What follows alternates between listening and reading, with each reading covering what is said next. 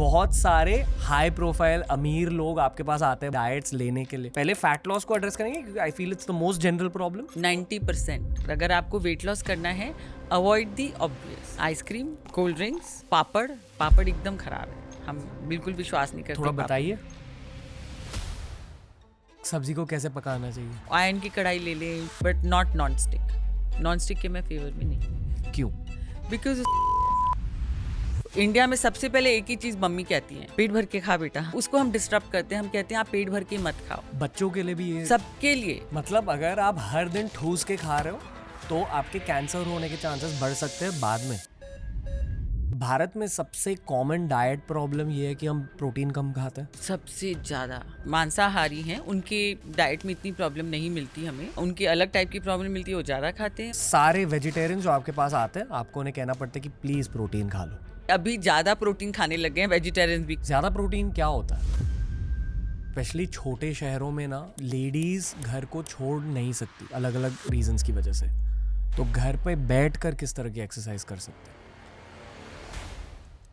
12 घंटे की ब्रेक रहनी चाहिए आपके सेहत के लिए। क्या 12 से ज्यादा रहना चाहिए? इंटरमिटेंट फास्टिंग का वर्ल्ड है। मैक्सिमम हम बिलीव करते हैं कि 14 घंटे से तो ज्यादा आईएफ करना ही नहीं चाहिए। ये सारे के सारे एक पर्टिकुलर लोगों को ही सूट होते हैं, सबके लिए नहीं है। मैं ये चाहता हूँ कि लोग एक पेन और पेपर लेकर ये एपिसोड देखें। आज का पॉडकास्ट एक फिटनेस और हेल्थ स्पेशल है, मोर केटर्ड टुवर्ड्स विमेन। यानी कि अगर आप एक फीमेल व्यूअर हो तो ये पॉडकास्ट आपके लिए है। अगर आप एक मेल व्यूअर हो तो प्लीज अपने मम्मी के साथ, बहन के साथ, वाइफ, गर्लफ्रेंड के साथ बैठकर ये पॉडकास्ट सुनिए, देखिए। अगर आपको सीखना है और अप्लाई करना है इस पॉडकास्ट के लर्निंग्स को खुद की जिंदगी में, तो एक नोटबुक, पेन और पेपर लेकर बैठिए, क्योंकि आज की गेस्ट है Suman Agarwal, one of the top dieticians in our country. Bollywood के सबसे बड़े स्टार्स, हमारे देश के सबसे बड़े एंटरप्रेन्योर्स इनसे कंसल्टेशन लेते हैं खुद के वेट लॉस, फैट लॉस और हेल्थ ओरिएंटेड जर्नीज के लिए। ये इन अ वे एक फ्री ऑफ कॉस्ट कंसल्टेशन है पूरे भारत के लिए। मेरी आपसे बस ये रिक्वेस्ट है कि बैठकर चीज़ों को नोट करो और खुद के लाइफ में इन लर्निंग्स को अप्लाई करो, ताकि आपकी हेल्थ की जर्नी, फैट लॉस की जर्नी इस पॉडकास्ट से शुरू हो जाए। इस पॉडकास्ट की शुरुआत से पहले बस ये कहना चाहूँगा कि हमारी खुद की mind performance app level super mind app store और प्ले स्टोर पर लाइव हो चुकी है। उसे हमने लिंक किया है नीचे। इस पॉडकास्ट के दौरान भी उस ऐप की मेंशन हुई थी, because it's a very effective tool for helping with your mental health and your long term physical health. बहुत ज़्यादा वैल्यू एडिंग ऐप है लेवल सुपर माइंड, पर ये पॉडकास्ट भी है बहुत ज़्यादा value adding, because it's Suman Agarwal in the house on TRS।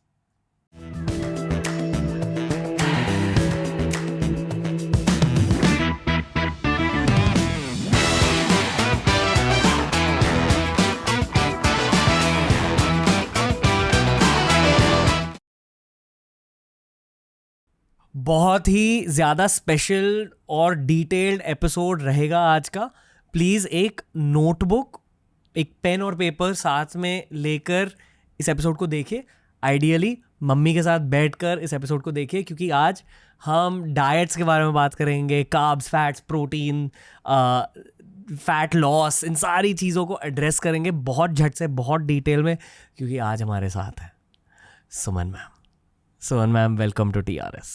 Thank you Ranveer, and I am बहुत बहुत खुशी हुई यहाँ आकर, और आपको मैं बहुत सालों से फॉलो कर रही हूँ और बहुत कुछ सीखने को मिलता है। और मेरा मन है कि आज के एपिसोड से काफ़ी लोगों को जो मिथ्स हैं, जो कि भ्रांति है काफ़ी चीज़ों के बारे में, वो टूट जाएं और वो अपनी हेल्थ को और सेहत को और अच्छा बनाएं। वो हमारा रहेगा एम इस एपिसोड का। पहले एक रूड चीज़ कहना चाहूँगा, तो प्लीज़ डोंट माइंड मैम, कि बहुत सारे हाई प्रोफाइल अमीर लोग आपके पास आते हैं बॉम्बे में डाइट्स के बारे में जानने के लिए, डाइट्स लेने के लिए। तो आप कितने साल से इस प्रोफेशन में अपने करियर को ग्रो कर रहे हो, ये थोड़ा बता दो, ताकि लोग जाने कि वो किनकी राय ले रहे हैं। तो मैं इस प्रोफेशन में 24 साल से हूँ। मैंने 2 अप्रैल को शुरू किया था, और बट देखा जाए तो उसके पहले ही शुरू हो गया था बिना पढ़ाई किए। मैं लोगों को ऐसे ही बताती, अच्छा आपको ये तकलीफ़ आप ये कर लो, आपको ये तकलीफ़ है वजन गिराना आप ये कर लो, बिना पढ़ाई किए। तब मुझे लगा ये तो नीम हकीम खतरे जान। तो उसके बाद मैंने इसकी पढ़ाई की एंड 2001 से शुरू किया काम। क्या होती है इसकी पढ़ाई? Nutrition, food and nutrition dietetics. Okay, actually मेरे ख्याल से इसकी लाइफ लॉन्ग पढ़ाई भी होती है, क्योंकि चीज़ें बदलती रहती है, साइंस आगे बढ़ता जाता है, तो 2024 में भी डाइटरी एडवाइस हल्के से बदलती जा रही है ना? एब्सोल्युटली, हमारे नीड्स बदलते हैं, हमारी एक्टिविटीज़ बदल रही हैं, हम ज़्यादा ऑटोमेशन में जा रहे हैं। जो हम, अगर मैं 25 साल पहले की बात करूं तो जितने कदम हम लेते थे, चलो अगर बिना एक्सरसाइज किए अगर हम 5000 कदम भी ले लेते थे, आजकल तो आप 1500 भी नहीं ले पाओगे दिन में बिना एक्सरसाइज किए। तो हमारे कदम कम हो रहे हैं हमारे, और जो पोल्यूशन बढ़ते जा रहा है, तो खाना जो क्वालिटी है वो अलग हो गई है, तो काफ़ी कुछ बदल गया है। उसके हिसाब से हमको हमारा न्यूट्रिशन प्लान भी पूरा बदल के देना पड़ता है। मतलब कुछ ट्वीक करना पड़ता है, पूरा नहीं बदलना पड़ता। इस एपिसोड के लिए मैंने ये सोचा था कि हम एक टाइमलाइन डेवलप करेंगे ताकि लोगों को एग्जैक्टली एक जनरल डाइट तो मिल जाए, पर जनरल डाइट जैसी चीज़ होती है या हर इंसान की बॉडी अलग होती है और उस हिसाब से उनके ब्लड रिपोर्ट के अकॉर्डिंग आपको डाइट बनाना पड़ता है? हमारे सबके फिंगर टिप्स अलग है, फिंगरप्रिंट्स अलग हैं, हमारे नीड्स अलग हैं, सबका डाइट अलग होता है। ओके। क्योंकि आप एक खुद इंडिविजुअल हो, आपके सब आज तक ऐसा हुआ ही नहीं कि मैंने सेम डाइट आज तक किसी को दिया है। ओके, और and this is based on blood reports? So blood reports है, उनकी खुद की ज़रूरतें हैं, जो वो क्या खाना चाहते हैं, उनकी क्या क्या डिज़ीज़ से वो सफ़र करते हैं, क्या उनकी तकलीफ़ें हैं, और उनकी टाइमिंग्स क्या हैं, कितने बजे सोते हैं, कितने बजे खाते हैं, कितने बजे वो एक्सरसाइज करते हैं, उसके हिसाब से हमको डाइट पूरा चेंज करना पड़ता है। Okay, it's very very different. जैसे कोई भी डाइट मेरे सामने आता है, it's like a puzzle for me, और मेरे को सारे पीसेस जुड़ा के उनको एक ऐसा डाइट देना पड़ता है जिससे कि वो खुश रहें। आज तक हम लोगों ने एक भी ऐसा डाइट नहीं दिया जो कि वो आदमी ये बोले कि भाई मैं खुश नहीं हूँ, ये खा नहीं सकता मैं। क्योंकि मेरी माँ हमेशा एक ही बात कहती थी कि खाओ मनपसंद, पहनो जग पसंद। तो हम जो आपको पसंद है हम कभी नहीं देंगे। ओके, पर फिर भी आज हल्के से कुछ जनरल डाइटरी गाइडलाइंस हम शेयर कर सकते हैं? ज़रूर ज़रूर। ओके, वैसे मुझे टाइमलाइन को एड्रेस करना है। मोस्टली आई थिंक विमेन ये एपिसोड देख रहे हैं, एंड मैंने ये नोटिस किया है हमारे डेटा के अकॉर्डिंग कि मोस्टली स्पेशली भारत में गर्ल्स का प्रॉब्लम फैट लॉस रहता है। ये मैंने नोटिस किया। ये गलत है ये कहना? बिल्कुल भी नहीं। ओके, मतलब कुछ लोग वेट गेन के लिए कंसर्न रहते हैं, तो इन दोनों चीज़ों को एड्रेस करेंगे। पहले फैट लॉस को एड्रेस करेंगे क्योंकि I feel it's the most general problem, 90%। और फिर उस 10% के बारे में भी थोड़ा सा बात करेंगे। ज़रूर। तो बताइए मैम, फैट लॉस के बारे में कहाँ से शुरुआत करें? सो फैट लॉस में ऐसा होता है कि जो वेट लॉस और फैट लॉस एक ऐसी चीज़ है जिस पे कि हम बहुत सारे फैक्टर्स पे डिपेंड करता है। काफ़ी लोग हमारे पास आते हैं, बोलते कि हम लोगों ने मीठा खाना छोड़ दिया, कोल्ड ड्रिंक छोड़ दिया, अल्कोहल छोड़ दिया, कार्ब्स भी छोड़ दिया, एक्सरसाइज भी खूब कर रहे हैं बट वजन नहीं जा रहा है। तो हम लोग we are actually health detective. हम लोग डिटेक्टिव होते हैं। हमारा काम होता है खोजना, इस चीज़ को खोजना कि कहाँ गड़बड़ी हो रही है। तो उनके हार्मोन सही हैं कि नहीं है, उनका एक्सरसाइज किस टाइम पे कर रहे हैं, कितना वो सो रहे हैं, बहुत फैक्टर्स डिपेंड करते हैं। बट अगर जनरल हम देखा जाए फैट लॉस के लिए एक बैलेंस होता है मैक्रो न्यूट्रिएंट्स का, which is protein, fats, carbs and fibre. उसको हम एक परफेक्ट बैलेंस में बनाते हैं फॉर जो 3 दिन के आहार हैं, जैसे ब्रेकफास्ट, लंच एंड डिनर। वो जो 3 मेन आहार होते हैं हमारे, उन पे एकदम परफेक्ट बैलेंस करके देते हैं। क्योंकि हमारे पास लोग आते हैं फैट लॉस के लिए, वेट लॉस के लिए, बट वो एक इट्स लाइक आप घोड़े को एक ब्लाइंडर दे देते हो, वैसे है। हम उनको बोलते हैं कि आप ये ब्लाइंडर से मत चलो, you have to have a 360 degree view आपके हेल्थ के लिए वो सबसे ज़रूरी है। यानी कि अगर सिर्फ फैट लॉस पर फोकस किया तो हेल्थ को प्रॉब्लम्स होंगी। ओके, तो वो फैट लॉस के लिए आते हैं, बट हमारा पूरा टीम इस चीज़ के लिए ट्रेंड होता है कि उनकी हर तकलीफ को खोजो और उसको ठीक करो साथ में। जैसे कि अगर आपको B12 डेफिशिएंसी है, D3 डेफिशिएंसी है, आयरन डेफिशिएंसीज हैं और हार्मोन्स इधर उधर जा रहे हैं, या कुछ डायबिटीज़ की तरफ बढ़ रहे हो, बैक पेन है, नी पेन है, हेयर लॉस है, स्किन प्रॉब्लम है, हम सबको एड्रेस करते हैं अलॉन्ग विथ वेट लॉस सबसे पहले तो इसके लिए हमको बैलेंस डाइट देना बहुत ज़रूरी होता है। जैसे कि protein, fat, carbs and fibre for breakfast, lunch and dinner. हम कहते हैं इसको 4 pillars of our nutrition, it's called 4X diet. हम इसको 4X डाइट बोलते हैं बिकॉज 4X जैसे हम ये कहते हैं कि 4 मील ज़रूरी हैं, breakfast, lunch, snacks, dinner. Then they should be 4 hours apart ideally.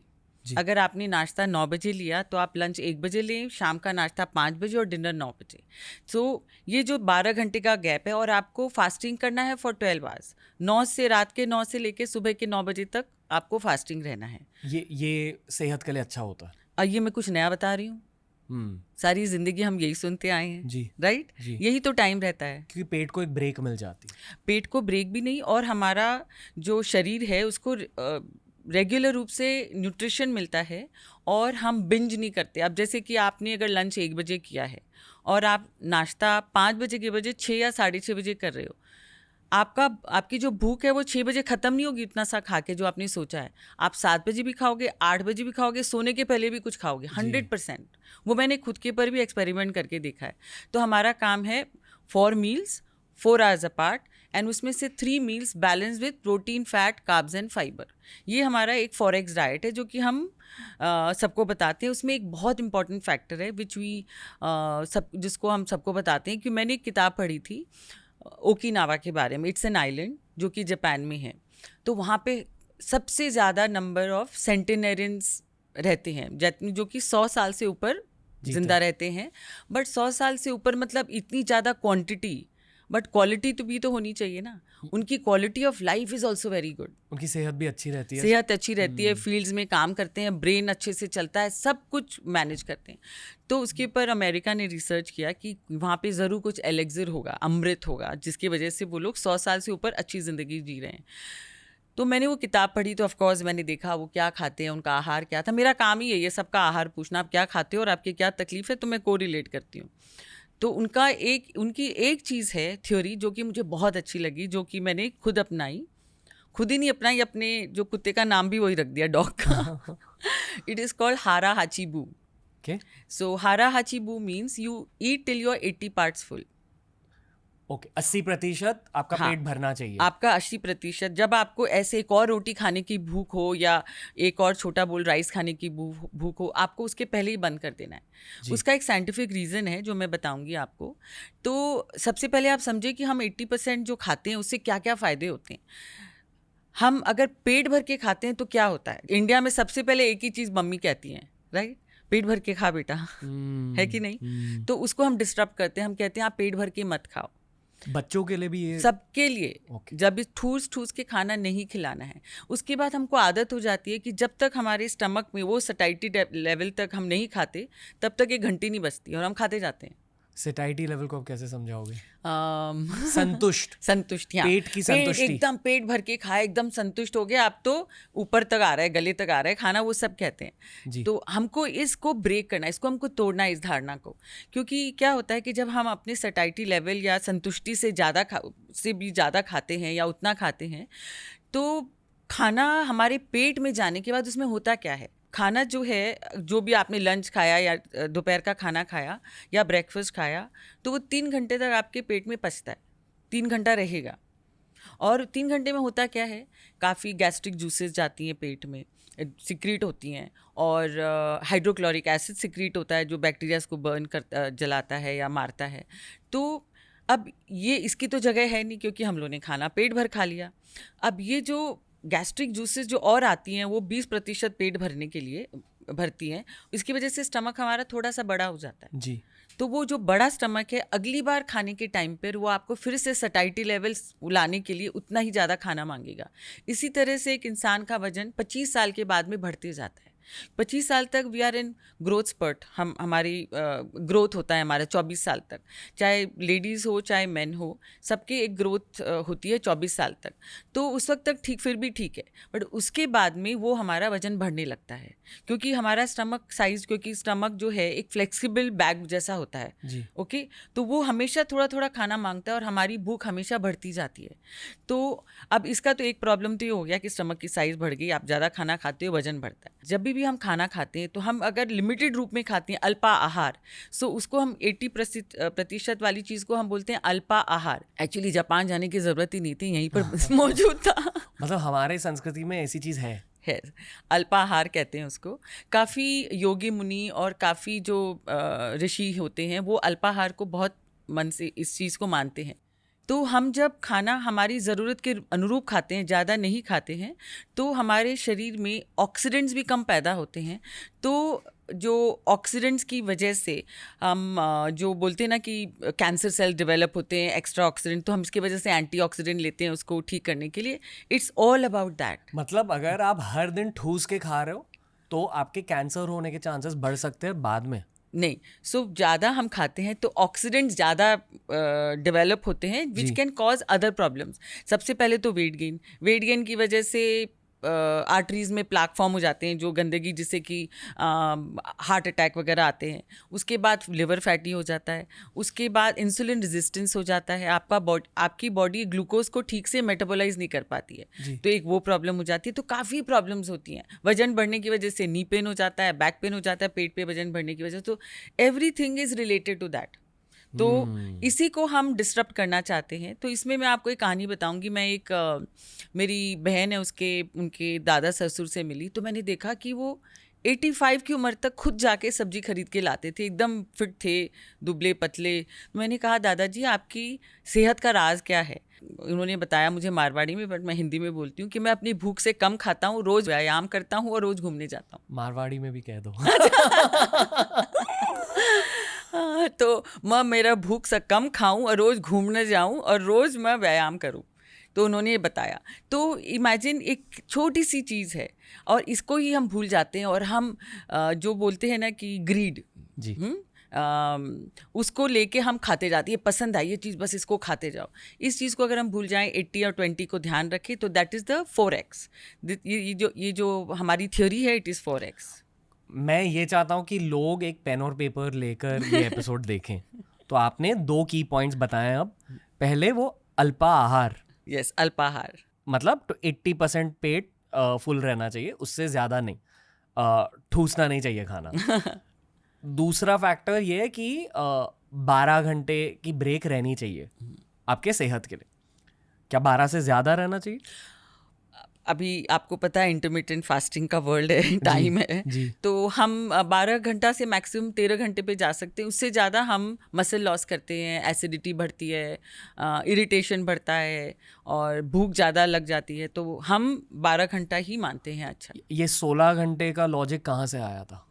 हमारे जो भी हम फैड फॉलो करते हैं, जो कि न्यूट्रिशन की इंडस्ट्री में होते हैं, मतलब ट्रेंड्स आ जाते हैं। ट्रेंड्स। हाँ, तो हमारा काम यही है कि उसको साइड में करते जाना और क्लियर पाथ बताना हमारे क्लाइंट को कि ये फैड्स हैं, थोड़े दिन ज़िंदा रहेंगे, बाद में चले जाएंगे। जैसे कि 2002-3 में आया था लिक्विड डाइट, लोग पानी पूरी का पानी पे और बहुत कम खाने पे ज़िंदा रहते थे, दुनिया भर का वजन कम कर रहे थे। बाद में आया पेलियो डाइट कि कुछ रॉ फूड खाओ।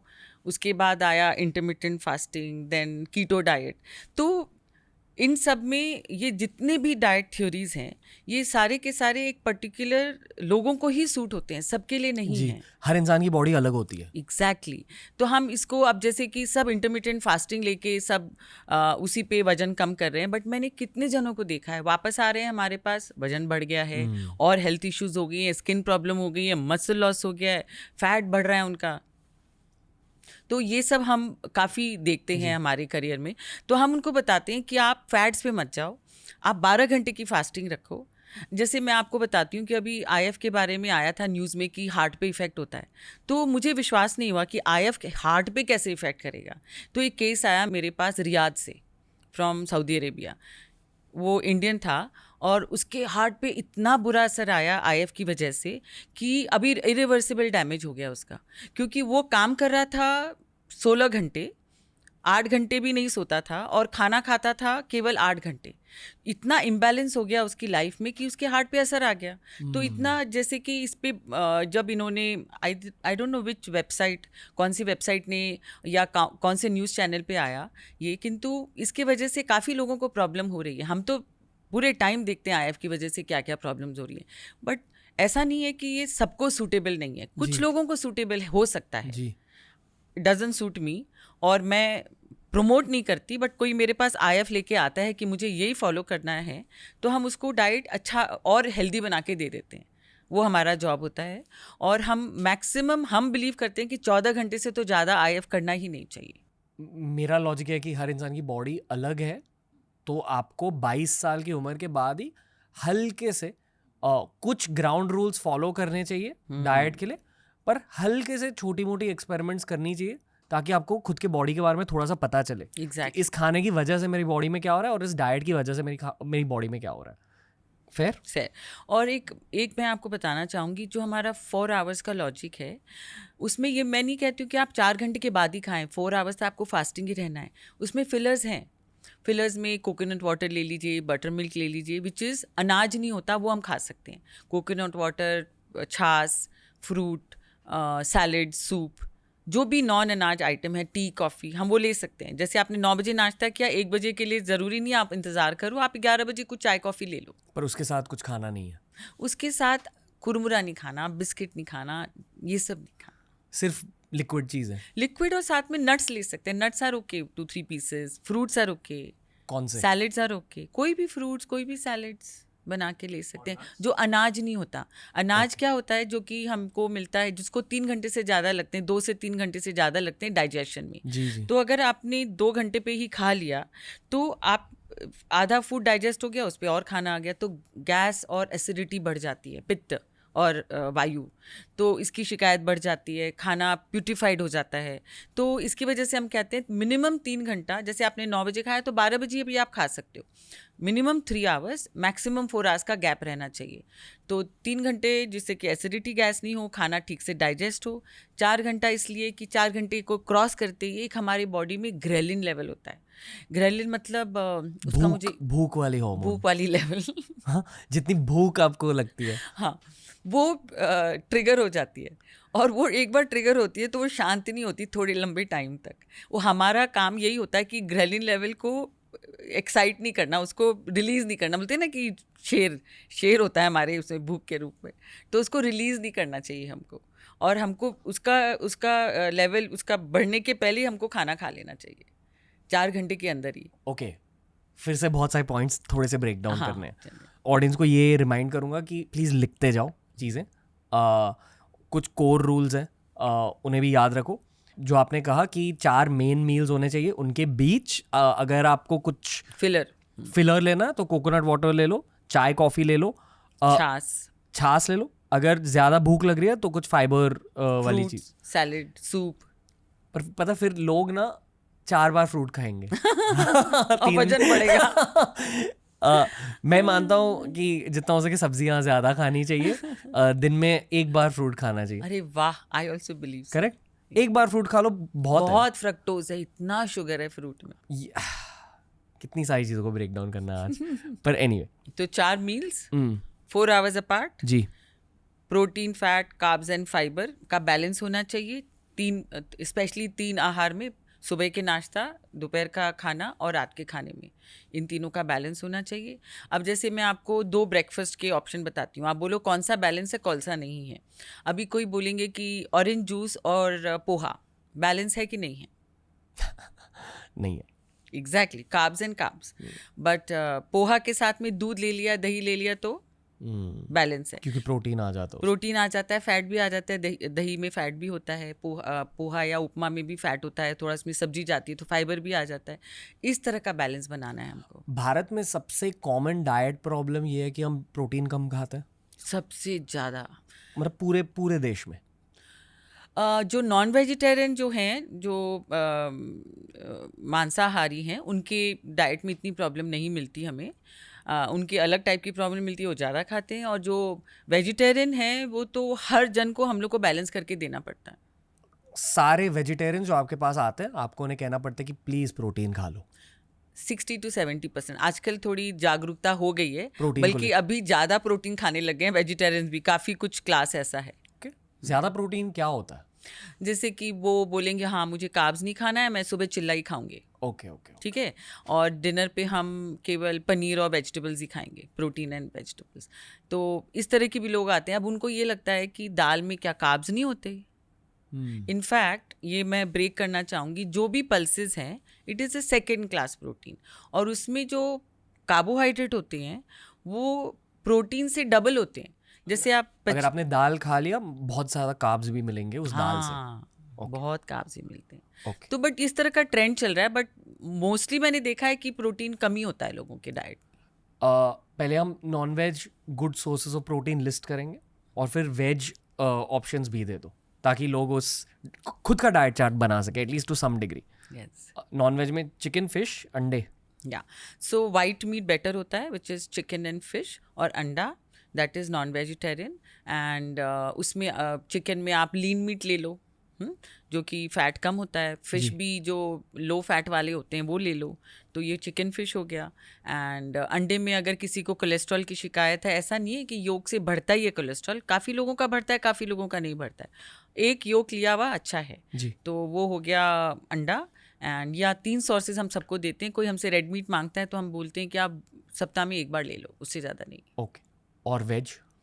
वेजिटेरियन के प्रोटीन सोर्सेज में अब ये हो गया first class protein. First class protein का मतलब क्या होता है कि उसमें सारे अमाइनो एसिड्स होते हैं, essential amino acids. Essential amino acids only first class protein में ही हमको मिलते हैं, सेकेंड क्लास प्रोटीन में नहीं मिलते हैं। और जो भी फर्स्ट क्लास प्रोटीन है वो सब एनिमल सोर्स से मिलते हैं।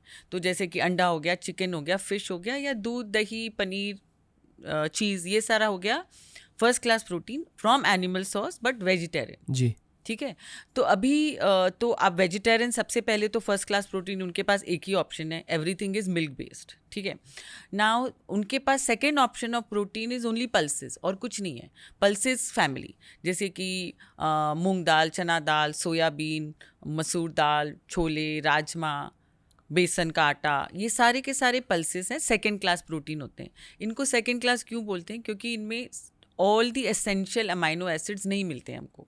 वो जब एक दूसरे ग्रुप ऑफ फूड से मिलते हैं तभी वो फर्स्ट क्लास प्रोटीन, मतलब एक तरह से कंप्लीट बनते हैं। फर्स्ट क्लास प्रोटीन तो नहीं बनते। जैसे कि आपने देखा होगा कि भारत में सबसे ज़्यादा इडली सांभर के साथ खाया जाता है। दैट मीन्स उसमें ग्रेन में राइस हो गया, राइस के साथ में उड़द दाल एंड तुवर दाल, सो वो मिल के कंप्लीट प्रोटीन बन सकता है। दाल चावल, दाल और चावल superb combination. Chole paratha, rajma rice, मतलब अनाज के साथ दाल को मिला लो। दाल भी अनाज ही होता है, तो वो दोनों मिलके कॉम्बिनेशन सही बन जाता है। Okay. तो ये हम कहते हैं कि आप हमेशा दाल को एक ग्रेन के साथ में, अनाज के साथ में कंबाइन करो। Dal and roti, rice, jowar roti, millets, जो भी आप वैसे कंबाइन करो, so to make a complete protein. So pulses हो गए second class protein. Third option of protein जो होता है वेजिटेरियन के लिए, नट्स होते हैं। नट्स जैसे कि काजू, पिस्ता, ये, बट उसमें फैट ज़्यादा होते हैं, प्रोटीन कम होता है। बट उसको हम प्रोटीन के रूप में यूज़ नहीं कर सकते क्योंकि उसमें फैट बहुत ज़्यादा होता है। तो यही प्रॉब्लम होता है। दिन में कितने खाने चाहिए काजू या So- बादाम या जो भी, और क्या सोक करना चाहिए? सो ग्राउंड रूल है नट्स खाने का, एक मुट्ठी बंद में जितने भी नट्स आए हम उतना खाएंगे, अच्छा है। चाहे आप काजू खाओ, पिस्ता खाओ, बादाम खाओ, वॉलनट लो, एनीथिंग, एक मुट्ठी, that is the ground rule. Bharat जो है हमारा बहुत गर्म देश है, तो उसमें जो नट्स बहुत गर्मी करते हैं पेट में जाके, तो गर्म की तासीर को कम करने के लिए अगर हम नट्स को भिगो देते हैं तो उसमें थोड़ी वो डाइजेस्टिबिलिटी बढ़ जाती है, पाचन शक्ति, मतलब पचाने की शक्ति बेटर हो जाती है उसकी। मेरे ख्याल से अखरोट और बादाम के छिलके भी निकाले जाते हैं इसी वजह से। बादाम के छिलके निकाल सकते हैं, बट ऐसे भी खा सकते हैं, बट डाइजेस्टिबिलिटी बेटर करने के लिए भिगोते हैं तो वो डाइजेस्ट अच्छे से हो जाता है इसके लिए। पीनट्स लाइक ग्राउंड नट्स, उसे भी ये देखो मैं रील ट्रेंड्स आपके सामने पेश कर रहा हूँ। तो वो दाल चावल भी मैंने रील ट्रेंड से सीखा है। और अभी एक नया रील ट्रेंड आया कि super food is soaked ground nuts, पर आप इसी कैटेगरी में डाल दोगे? हाँ, सेम, क्योंकि नट्स ही है। सब नट्स ही हैं, बट पीनट की एलर्जी ज़्यादा होती है, तो हम सबसे पहले पूछते हैं पीनट देने के पहले आपको एलर्जी तो नहीं है, तो आप ले लें, वो भी एक मुट्ठी। ओके। अगर हमारे देश के वेजिटेरियंस को हर दिन ज़्यादा प्रोटीन खाना है, जैसे जो लोग जिम करते हैं या ज़्यादा फिजिकली एक्टिव है, तो क्या हर दिन पनीर खा सकते हैं? या हर दिन पनीर खा सकते हैं? पनीर में बहुत फ़ायदा होता है। एक तो आपको जैसे कि आप, जैसे हम लेडीज़ की बात करें, जब हम स्टेज पे आएंगे तो मैं आपको बताऊंगी, पनीर में सबसे पहले तो होता है प्रोटीन, दूसरा होता है उसमें कैल्शियम, और तीसरा होता है which is very important for use cholesterol. तो पनीर हम रोज़ खा सकते हैं। इनफैक्ट एक बार मैंने ट्राई किया था अपने ऊपर एक डाइट, जिसमें कि मैंने 1 साल तक लंच एंड डिनर में केवल पनीर की सब्जी खाई, और साथ में of course roti and vegetables. Lunch and dinner both. Okay. So कुछ प्रॉब्लम नहीं हुआ, कोलेस्ट्रॉल वगैरह सब सही था, नो प्रॉब्लम। वाह। आई एम अज्यूम कि जब आप एक्सपेरिमेंट करते हो आप ब्लड रिपोर्ट भी ले रहे हो खुद की। ओके, सो हर दिन खा सकते हैं, मैं मानता हूँ कि खाना चाहिए। बहुत सारे भारतीय कभी नॉनवेज खाएंगे नहीं, एंड दैट्स फाइन, वो हर किसी की खुद की पर्सनल चॉइस होती है, पर at the same time protein पर फोकस करना चाहिए थोड़ा सा, Yes. वरना बहुत हेल्थ प्रॉब्लम्स होंगे आगे जाकर। और आपको एक और बताऊं रणवीर कि पनीर के साथ में ऐसे क्या है कि it is most easily digestible milk source of protein. ये समझा दीजिए, क्योंकि बहुत लोग अब दूध पीना कम कर रहे हैं इसी वजह से। मैं भी लैक्टोज इंटॉलरेंट हूँ, Same. उसकी भी एक बड़ी कहानी है, बट मुझे पनीर इजीली डाइजेस्ट होता है और दही भी इजीली डाइजेस्ट होता है। जी। तो लैक्टोज इंटॉलरेंस होता है, लैक्टोज सेंसिटिविटी होता है, तो काफ़ी लोग लैक्टोज सेंसिटिव होते हैं, तो वो आप दूध नहीं लेंगे तो आप ये ले सकते हैं, दही और पनीर। इंटरनेट की भाषा में बेसिकली अगर दूध पी लिया तो पिंपल्स हो जाएंगे ये एक साइन होती है, या दूध पी लिया तो पेट ऐसे ब्लोट हो जाएगा। अभी मैं आपको बताऊं कि मेरे पास ऐसे, आपको पता है, काफ़ी एक्ट्रेसेस आती हैं, तो एक जी। बहुत फेमस एक्ट्रेस है, she entered 5 years ago, and वो रोज सुबह शाम दूध लेती थी, एकदम क्लियर स्किन, लाइक मक्खन। पंजाबी थे, या क्योंकि कुछ कुछ हाँ। एथनिसिटीज में दूध ज़्यादा आसानी से डाइजेस्ट होता है। तो मैं यही बोलती हूँ कि आप सब ये सोचते हैं कि दूध खाने से ही पिंपल हो जाता है, ऐसा नहीं है। अगर आपको एक्ने है, पिंपल्स हैं, तो मुहासे हैं, तो आप तब हो सकता है दूध is one of the reason, but acne के और भी बहुत कारण होते हैं, हार्मोन्स इशू होते हैं, हार्मोन्स को पहले ठीक करना होता है। और जो बच्चों, जो यंग लड़कियां और जो लड़कों की एज होती है, विच इज़ प्यूबर्टी एज में, उसमें होएंगे ही एक्ने। तो इट इज़ लाइक अभी जैसे आपको 14 साल की, 15 साल की उम्र के बाद में आपकी आवाज़ होगी हॉर्स, उसके बाद आपकी दाढ़ी भी आएगी। I mean it is a natural process of growing up. तो अगर हम 2-3 साल पे ज़्यादा ध्यान नहीं दें, दूध न छोड़ें, क्योंकि दूध के लिए दूध में जो कैल्शियम होता है वो बहुत हाईली एब्जॉर्बेबल फॉर्म होता है। और ऐसा आप सब कहेंगे कि तिल में बहुत ज़्यादा कैल्शियम है, सीताफल में बहुत ज़्यादा कैल्शियम है, बट ज़रूरी थोड़ी एब्जॉर्बेबल हो, क्योंकि पालक और ग्रीन वेजिटेबल्स का कैल्शियम इतना ईजिली एब्जॉर्ब नहीं होता है। सबसे पहले उसमें विटामिन डी नहीं होता, तो हमको कैल्शियम अब्जॉर्ब करने के लिए विटामिन डी चाहिए होता है। इसीलिए हमको ज़रूरी होता है कि हम ऐसा प्रोटीन ले, I mean calcium rich food लें जिसमें कि विटामिन डी नेचुरली प्रेजेंट हो या फोर्टिफाइड हो। तो इसके लिए हमको बहुत ज़रूरी होता है कि हम ऐसा ग्रोथ पीरियड में और लैक्टेशन पीरियड में एंड प्रेगनेंसी पीरियड में फॉर विमेन हम दूध या दही या पनीर का सेवन करें। इनफैक्ट कैल्शियम की मात्रा जब हम दही बनाते हैं तो और बढ़ जाती है, it goes up by 20-30 mg पर 100 ml। बॉटम लाइन इज, दूध सबको सूट नहीं करता और बहुत सारे भारतीयों को सूट नहीं करने लगा है। पर जब आप दूध से पनीर बनाते हो तो एग्जैक्टली क्या होता है? वो इजीली डाइजेस्टेबल फॉर्म है, जैसे कि फर्मेंटेड है, जो कि हमारे गट के लिए अच्छा है। और जो मिल्क होता है उसमें लैक्टोज ज़्यादा स्ट्रॉन्ग होता होगा, और पनीर में थोड़ा कैसीन कुछ वे के रूप में निकल भी जाता है काफ़ी प्रोटीन, एज इन जो पानी सेपरेट करता हाँ, है उसमें से बहुत सारी चीज़ें निकल जाती हैं काफ़ी। This is what I have seen, because मैं भी लैक्टोज इंटॉलरेंस हूँ, not severe but to a certain extent, तो मुझे ये आराम से सूट हो जाता है। और कभी कभी एज के साथ आप लैक्टोज इंटॉलरेंट हो जाते हो, राइट? जो चीज़ें पहले डाइजेस्ट होती थी वो नहीं होती एक टाइम के बाद। आई थिंक कि ये भी एक बहुत की फैक्टर है बहुतों के लिए, कि हर किसी की बॉडी अलग अलग तरीके से इवॉल्व होती है टाइम के साथ। तो एक शास्त्र की एक्सपर्ट आई थी शो पर बहुत सालों पहले एक्चुअली. उन्होंने कहा था कि कुछ शास्त्रों में ये कहा जाता है कि जिन खानों की वजह से आपको ब्लोटिंग होती है उस खाने से दूर रहना चाहिए, और आपके लाइफ के हर स्टेज में आपको अलग अलग खाने से ब्लोटिंग हो सकती है. Yes. तो जब कुछ खाने से ब्लोटिंग फील होती है तो थोड़ा सा ध्यान से रहना चाहिए उस खाने की ओर. एकदम सही कहा उन्होंने. हमारे हर एज में हमारी पाचन शक्ति चेंज होती है, हमारा गट पूरा बैक्टीरिया चेंज होता है. तो अब जैसे कि एकदम छोटा बच्चा होता है उसको हम लोग माँ का ही दूध देते हैं, उसी तरह से थोड़ा बड़ा होता है तो हम अलग खाना देते हैं. तो जिस तरह से हमारी पाचन शक्ति चेंज हो रही है बचपन से, उसी तरह से उसका डिस्ट्रक्शन होता है after the age of 45 specially. After age of 45. हाँ, 45 के बाद में धीरे धीरे हमारी पाचन शक्ति कमज़ोर होती जाती है. जी. तो उस वक्त आपको देखना चाहिए आप क्या डाइजेस्ट कर पा रहे हो. और दूसरा, हार्मोन चेंजेस से भी हम काफ़ी चीज़ नहीं डाइजेस्ट कर पाते हैं. ये भी एक चीज़ है. और आफ्टर द एज ऑफ 45-50 काफ़ी लोग सोचते हैं कि वो अब जो इंडिया में जो मसाला चाय बहुत फेमस, वो नहीं ले पाते हैं. तो सबके सब they switch over to black tea. वाह.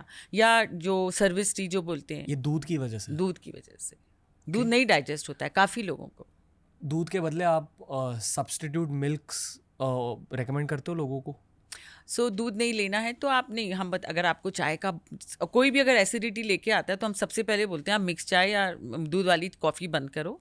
इसकी जगह switch over to service tea. Service tea क्या है, जो कि गर्म पानी है, उसमें टी बैग डाला, थोड़ा सा दूध डाला और चाय आपकी तैयार हो गई. कड़क चाय बनती है, बहुत अच्छी बनती है, मैं वही लेती हूँ.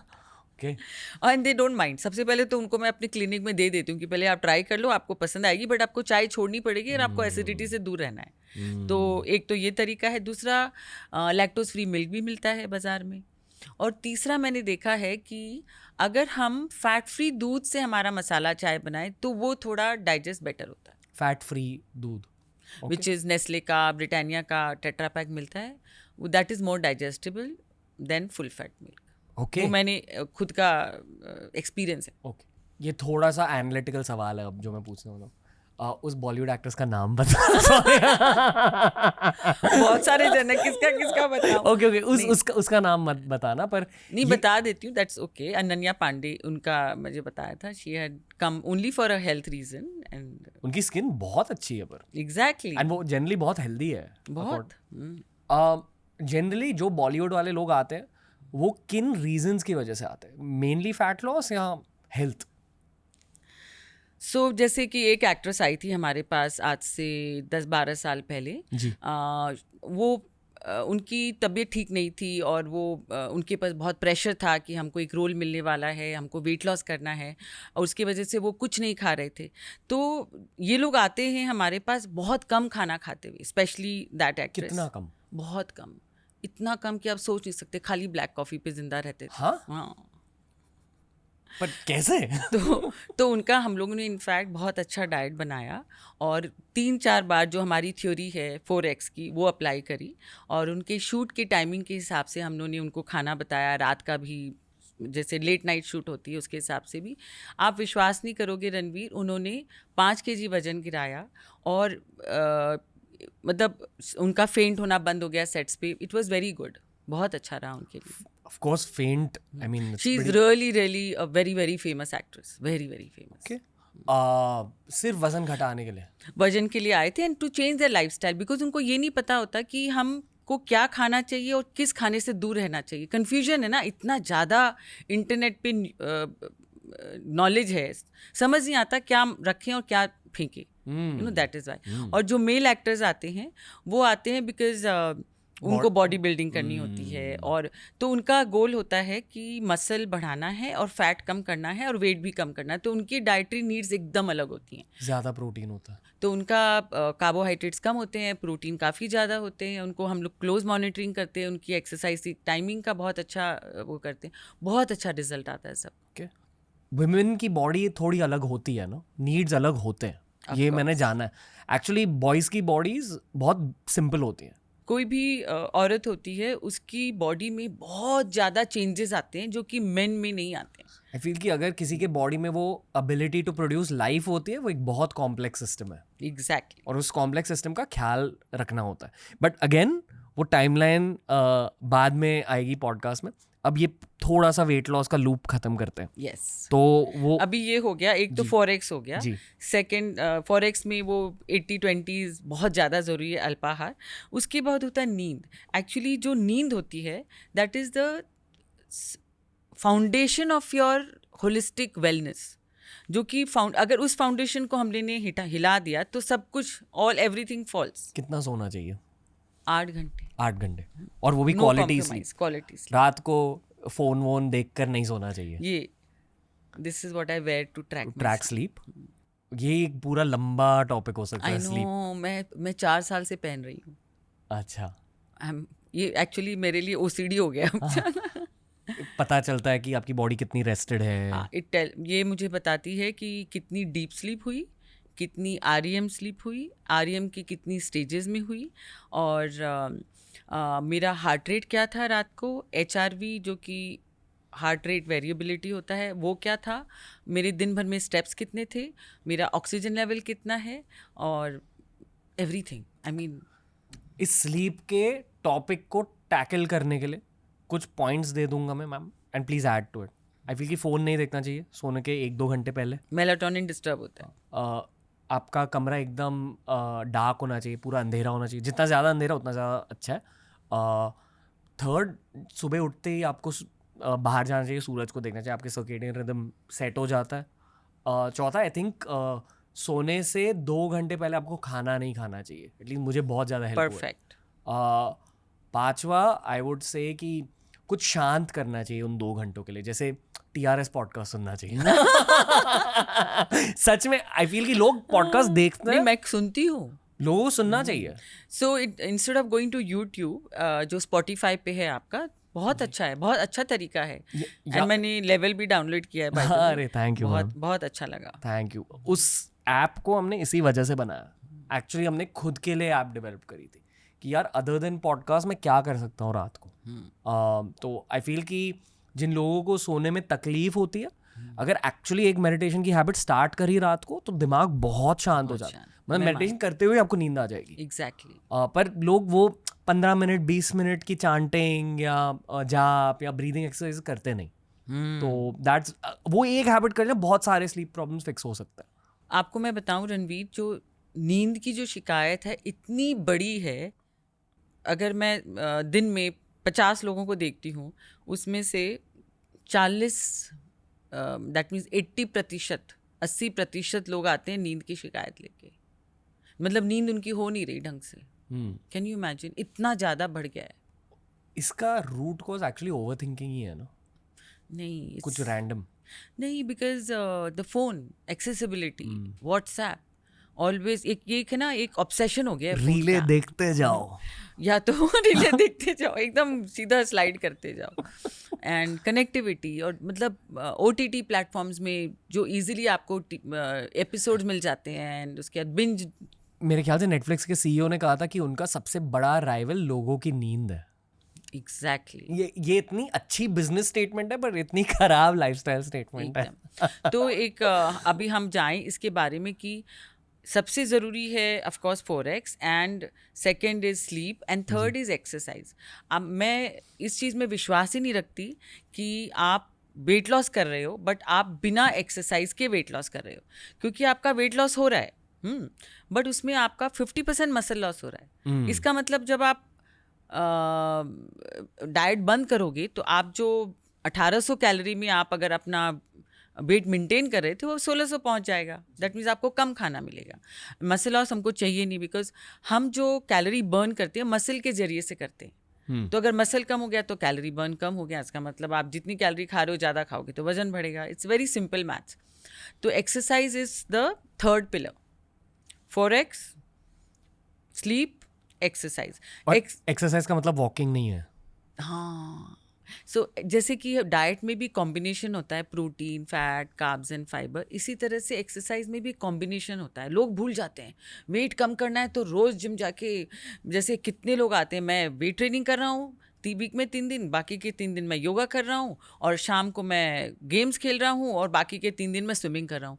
बट बैलेंस किधर है आपका? There is no balance. So what I believe, exercise में क्या होता है कि balance of muscle building, stretching, low impact cardio and high impact cardio, ये 4 का बैलेंस होना चाहिए। इसमें से आप एक चीज़ को उड़ा सकते हो। मसल बिल्डिंग यानी कि या तो जिम या तो free body, free body, weight training, pilates, even yoga to a certain वो एक्सटेंट। जब वो होल्ड्स करते हैं योगा में, योगा भी एक तरह से स्ट्रेचिंग एंड मसल बिल्डिंग दोनों रहता है। और any of these exercise, high impact cardio में आ गया आपका dance, any kind of sport, all this is high impact cardio. Even swimming को भी हम मसल बिल्डिंग में ही बांधते हैं because it's not a weight bearing exercise. तो स्विमिंग भी आपका मसल बिल्डिंग में आता है बिकॉज आपकी मसल ही बिल्ड होती है स्विमिंग में। कार्डियो भी रहता है, आपके कार्डियोवैस्कुलर सिस्टम बहुत अच्छा होता है, बट उसमें आता है। और उसके बाद हो जाता है लो impact cardio which is walking. ना वॉकिंग, अगर मेरे पास कोई इंसान आता है जो कि हमारे clients all over the world हैं, तो जो लंदन से आया या कोई अमेरिका से आया, वो लोग जो होते हैं ना कि वो एज इट इज़ बहुत स्टेप्स लेते हैं दिन के, क्योंकि उनको इंडिया के जैसे फैसिलिटी नहीं होती, छोटे छोटे घर नहीं होते, जो रोड होते हैं बहुत फ्रेश होते हैं, वहाँ पे पोल्यूशन नहीं होता, तो वहाँ के लोग एज इट इज़ 10,000 स्टेप्स चल लेते हैं दिन के। इंडिया में जो मेट्रो सिटीज़ में ये प्रॉब्लम है, 10,000 स्टेप्स होता नहीं है किसी का, अगर आप 1 घंटा चलो ना तो फर्स्ट रिक्वायरमेंट इज़ एनीथिंग 8,000 से 10,000 कदम, और second requirement is stretching, third requirement is toning. Toning, muscle building, ये तीनों का कॉम्बिनेशन हो चाहिए। कोई वेट लॉस अगर किसी को करना है तो हम उनको कहते हैं आप 70% लो इम्पैक्ट कार्डियो करिए, 20% अगर आप सोचिए कि आपने 10 घंटे देने हैं दिन सप्ताह के, 20% आप टोनिंग या मसल ट्रेनिंग करें और 10% टाइम आप अपना स्ट्रेचिंग में डालें।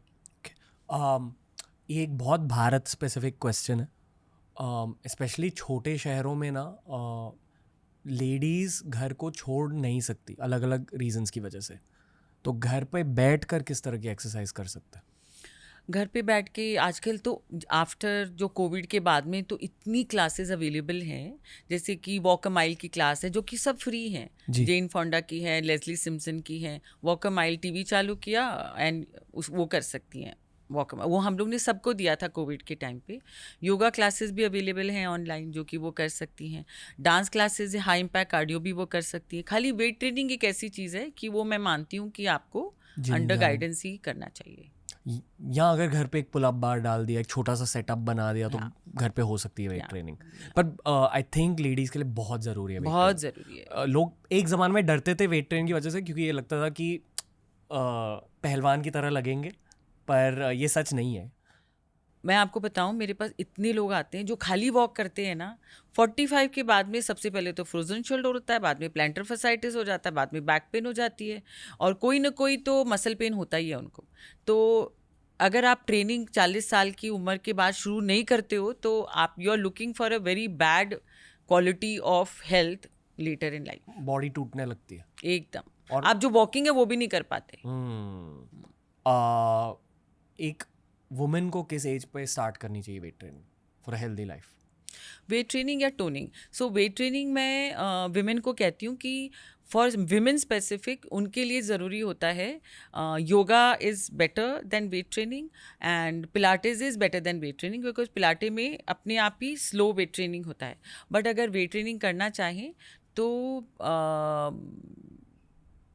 After their growth period which is after 18 देखो हाइट ग्रोथ, क्योंकि वाई वी डोंट टेल, हम क्यों नहीं बोलते लेडीज़ को वेट ट्रेनिंग उसके पहले शुरू करने के लिए, बिकॉज उसके लिए हमको डाइट बैलेंस करना पड़ता है ज़्यादा प्रोटीन के लिए।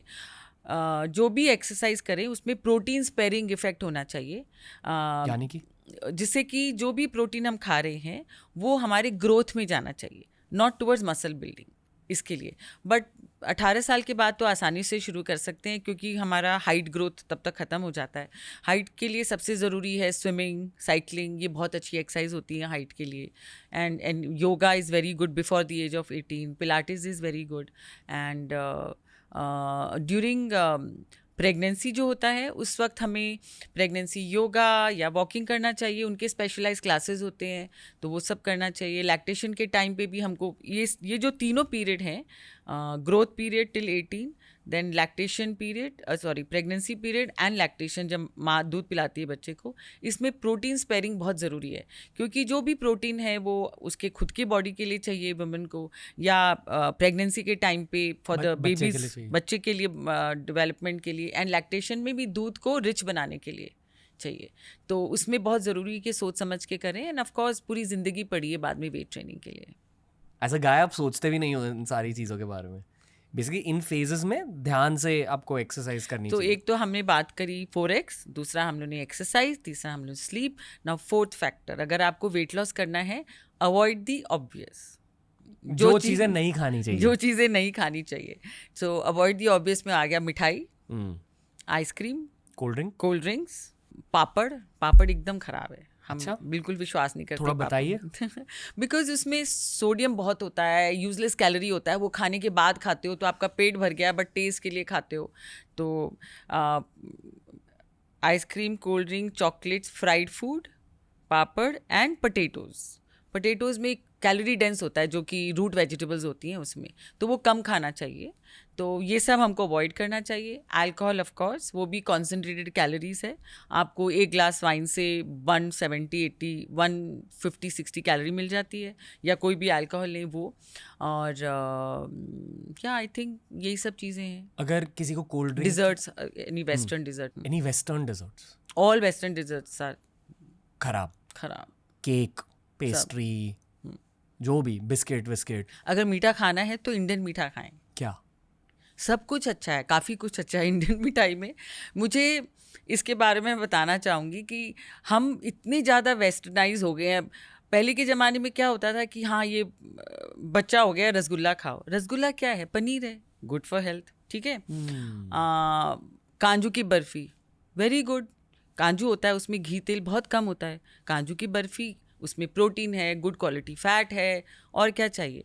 आप ले ले संदेश, इट्स पनीर, और कुछ नहीं है। उसमें प्रोटीन भी है, कैल्शियम भी है, कोलेस्ट्रॉल भी है, विच इज़ वेरी गुड। हर दिन खा सकते हैं?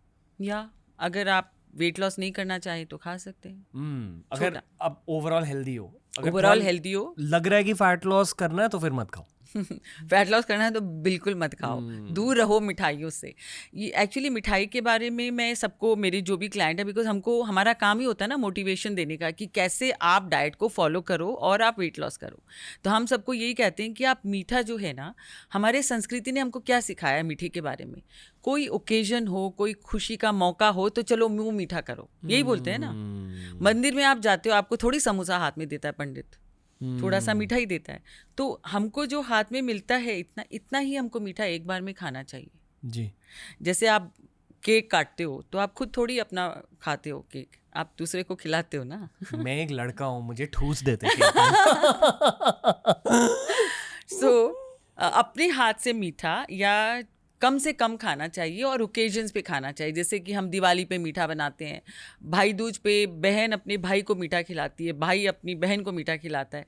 ये सब क्यों ये सब पद्धति बनी हुई है इंडिया में, यही बताने के लिए कि और सब टाइम पे मीठा खाना ही नहीं चाहिए। आई थिंक कोई भी डिजर्ट का लॉजिक ये है, स्पेशली वेस्टर्न डिजर्ट्स का, कि चीनी होती है, मैदा होता है और बटर होता है, बस। राइट? हर वेस्टर्न डिजर्ट। और सबसे ज़्यादा वो पता है वो कौन सा एक मीठा है? डोनट। वो करेला और जो नीम चढ़ा बोलते हैं ना, वो, क्योंकि उसमें तो उसको फ्राई करके वापस से उसको शुगर में डुबाया जाता है। जैसे कि हमारे भी उसमें है एक ऐसा ही डिजर्ट, गुलाब जामुन, जलेबी। अच्छा, जलेबी सबसे खराब मिठाई होती है। ये बताइए, तो थोड़ा बात करें कि लोग मिठाई तो खाएंगे ही, तो बेस्ट मिठाई कौन सी होती है? यही मैंने बताया ना कि बादाम, पिस्ता, बादाम की चक्की, पिस्ता की चक्की, काजू की कतली, संदेश, रसगुल्ला, नारियल की भी, नारियल बहुत हेल्दी होता है हमारे लिए, नारियल हो गया, वॉलनट की कुछ मिठाई हो गई। तो मिष्टी दोई, अरे मिष्टी दोई के बारे में बहुत अच्छी कहानी है। तो क्या हुआ, मुझे मिष्टी दोई बहुत पसंद है, तो मैं जब भी कलकत्ता जाती हूँ ज़रूर मिष्टी दोई खाती हूँ। तो इस बार भी मैं गई और मैंने ऐसा एक सिकोरा में मिष्टी दोई लेके मैंने खाया, 400 ml मिष्टी दोई खा लिया। मैंने वो खाया लंच में, मेरे को रात तक भूख नहीं लगी, और दूसरे दिन जाके ब्रेकफास्ट में मुझे कुछ खाने का मन किया। बोली ये क्या चीज़ है ये मिष्टी दोई में? तो मैं गई दुकान पे, मैंने पूछा भैया क्या दिया आपने, मिष्टी दोई बनती कैसे है? तो बोला मैम, अगर 1 लीटर दूध है, उसको हम घड़ा के 300-400 ml बना के उसकी मिष्टी दोई बनाते हैं। तो आप सोचो अगर मैंने 1 लीटर दूध एक साथ खा लिया इतने बड़े सिकोरे में, तो नेचुरली भूख नहीं लगेगी ना। सो मिष्टी दोई is good but it is like rabri, fattening, very fattening. Rabri is concentrated milk full of fat and sugar. Okay. तो ये मिष्टी दोई की कहानी है, but it is healthy, it's full of protein. मेरा मानना है ये है मेरे लिए, क्योंकि मेरे एक ज़माने में स्वीट टूथ था, तो मैं शुगर से काफ़ी दूर रहा काफ़ी सालों के लिए। फ्रूट खा लेता हूँ दिन में एक बार, पर मैं ट्राई करता हूँ कि जितना कम स्वीट खा सकूँ उतना कम खाऊं, क्योंकि ऑन स्क्रीन जॉब है। आप सही लग रहे हो, एकदम सही है थैंक यू एकदम। मैम। और भी ज़्यादा फैट लॉस करना, पर इट्स वर्क फॉर मी। शायद ये मेरी यूनिक क्या कहते हैं बॉडी केमिस्ट्री है, बट अगर मैं थोड़ा भी स्वीट खा लूँ ना वजन बढ़ता है। बहुत। मेरे साथ भी ऐसा ही है। And I think I don't know, ये मैंने जनरली भारत में देखा, please you are more experience, you will maybe see it differently. Carb sensitivity नाम की एक चीज़ होती है, स्पेशली बॉयज़ में एक प्रॉब्लम होती है स्किनी फैट की, यानी कि आप मोटे भी नहीं हो आप पतले भी नहीं हो। बहुत सारे भारतीय स्किनी फैट होते हैं। तो मैंने एक ज़माने में कार्ब सेंसिटिविटी के बारे में पढ़ा था कि आपकी बॉडी, अलग लोगों की बॉडी कार्ब्स को कैसे अलग तरीके से अब्जॉर्ब करती है। और एटलीस्ट आसपास मैंने नोटिस किया कि भारत में बॉयज़ की बॉडीज कार्ब्स को अच्छे से अब्जॉर्ब नहीं करती अगर गंदे कार्ब्स खाए तो। यही कि अगर आपने थोड़ा सा भी स्वीट खा लिया आपका फैट बहुत ज़्यादा बढ़ता है, बहुत ज़्यादा बढ़ जाता या मैदा खा लिया, नान, रुमाली रोटी, ये इन चीज़ों को ज़्यादा खाया तो फैट ज़्यादा बढ़ता है। जो भारत है वो एक डायबिटिक प्रधान देश है। डायबिटीज़ हमारे कोई ना कोई जीन्स में घुसा हुआ ही है सबके। जी, ठीक है। आपको पता है कि मैंने ये इसके बारे में चेक किया था, 10 करोड़ भारतीय को डायबिटीज़ है। Can you believe it? Now diabetes तो ठीक है, but there is something called pre diabetic condition. उसको कहते हैं इंसुलिन सेंसिटिविटी या इंसुलिन रेजिस्टेंस। वो एक बड़ी प्रॉब्लम है। तो हमारे पास कोई भी इंसान आता है, चाहे लेडीज़ हो चाहे मेन हो, सबसे पहले हम इंसुलिन सेंसिटिविटी चेक करते हैं। इसका कारण, इसका मतलब क्या होता है कि शुगर इज़ फाइन, उनका शुगर लेवल होगा 70-80 फास्टिंग, पोस्ट उनका 80-90 होगा, और HbA1c भी हो सकता है 5 या 5.5 5.3 हो, बट उनका इंसुलिन हो सकता है बहुत ज़्यादा हो, which is fasting insulin and post insulin. इसकी वजह से उनकी कार्ब सेंसिटिविटी हो जाती है। वो कार्ब्स को जैसे थोड़ा सा साइंटिफिक है, मैं आपको समझाती हूँ। समझाइए। तो हम कुछ भी खाना खाते हैं वो सब के सब कन्वर्ट होता है शुगर में, चाहे आपने ग्लूकोज में कन्वर्ट होता है, चाहे आपने फैट लिया चाहे प्रोटीन लिया, एवरीथिंग कन्वर्ट्स इनटू ग्लूकोज। यानी कि आपकी बॉडी उस खाने को ब्रेक डाउन करती है और ग्लूकोज में कन्वर्ट करती है ग्लूकोज में। यस। ग्लूकोज का क्या काम होता है? एनर्जी देना। तो हमारी एक सेल होती है, ऐसे सेल के अंदर जाती है ग्लूकोज और वहाँ बर्न होती है as an ATP for the energy, आपके पेट्रोल के लिए, सेल के पेट्रोल के, सेल के पेट्रोल। बट वो ऐसे अपने आप डायरेक्टली नहीं घुस सकती, एक दरवाज़ा होता है, ठीक है? वो दरवाजे की चाबी होती है इंसुलिन। तो जब हमारे इंसुलिन सेंसिटिविटी होती है तो या तो चाबी ख़राब क्वालिटी होती है या दरवाज़ा सही जगह नहीं होता, तो वो खोल नहीं पाता और ग्लूकोज घुस नहीं पाता। तो इसकी वजह से जो एक्स्ट्रा ग्लूकोज है वो शरीर में घूमते रहता है और by the end of the day use नहीं होता, तो वो फैट के जैसे या तो आपके पेट पे स्टोर होता है या जाके लिवर में स्टोर होता है या आर्टरीज में स्टोर होता है। तो जिसको इंसुलिन सेंसिटिविटी होती है, इसका मतलब इंसुलिन खूब प्रोड्यूस हो रहा है बट वो ग्लूकोज को फैसिलिटेट नहीं कर रहा, उसको अलाउ नहीं कर रहा जाने के लिए सेल में। यानी कि आपके बॉडी में भी ग्लूकोज तैरते जा रहा है और स्टोर होते जा रहा है, और उसके साथ साथ आपके बॉडी के कुछ सेल्स मरते भी जा रहे हैं क्योंकि उन्हें ग्लूकोज नहीं मिल रहा। सेल मरते नहीं है, वो डिमांड करते हैं कि हमको खाना चाहिए, हम भूखे हैं। तो ऐसे लोगों को मीठा खाने का मन करता है, खाना खाने के बाद उनको लगता है अरे मैंने तो खाना खाया बट मुझे एनर्जी नहीं है। तो इसके वजह से ऐसे जो लोग हैं वो ज़्यादा खाते हैं, उनको पता नहीं होता वो क्यों ज़्यादा खा रहे हैं, क्योंकि उनकी बॉडी को एनर्जी नहीं मिल रही खाने से।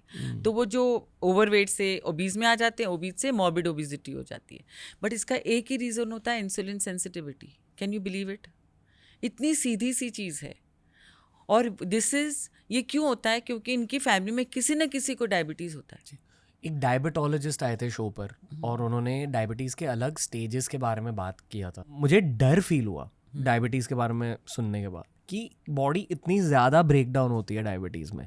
ऑलमोस्ट बुरा लगा. ये शायद एक इंसान की सबसे गंदी डिजीज़ हो सकती है. बहुत पेन हो सकता है, बहुत सफरिंग हो सकती है, पीड़ा हो सकती है. Diabetes actually is a silent killer. जो बोलते हैं ना हमारे घर को दीमक लग जाती है, वो ऐसे होता है डायबिटीज़. तो इसीलिए हम हमारी कंपनी जो सेल्फ केयर है उसका काम क्या है, डिजीज़ होने के पहले उसको खोजना और उसको वहीं से यू टर्न कर देना, रिवर्स कर देना. जैसे कि इंसुलिन सेंसिटिविटी है, उसको तुरंत हमारे पास टीम ऑफ डॉक्टर्स हैं और हमारे पास जो एंडोक्रिनोलॉजिस्ट भी हमारी टीम में हैं. तो हम उनसे कॉन्स्टेंटली बात करते रहते हैं और हमारी क्लाइंट का केसेस पेश करते हैं और उसके बाद क्लाइंट से उनको डायरेक्टली बात करा कि उनकी ये प्रॉब्लम उनके साथ सॉल्व करते हैं.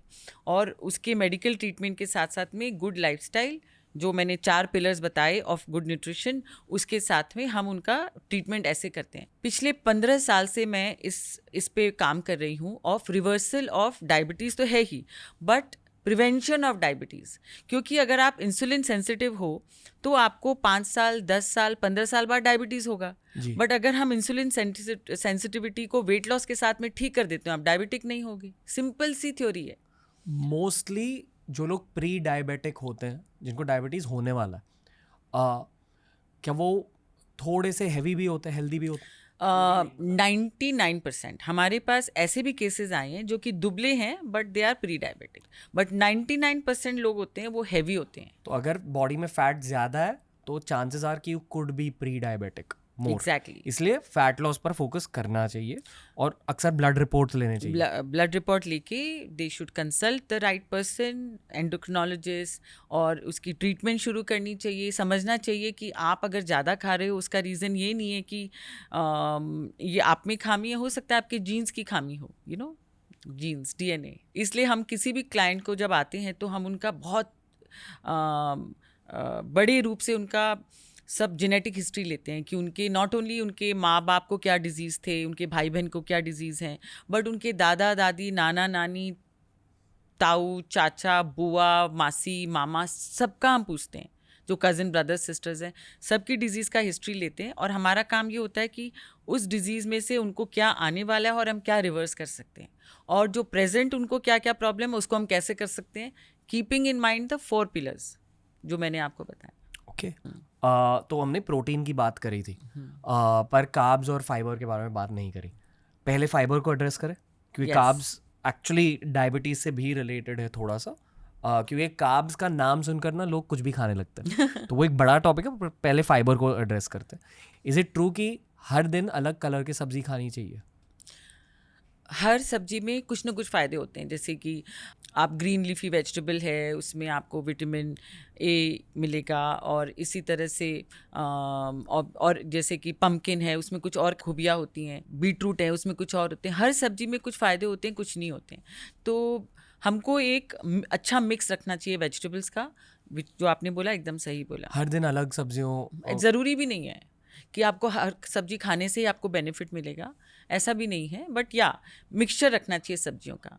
कच्ची सब्जी खानी चाहिए?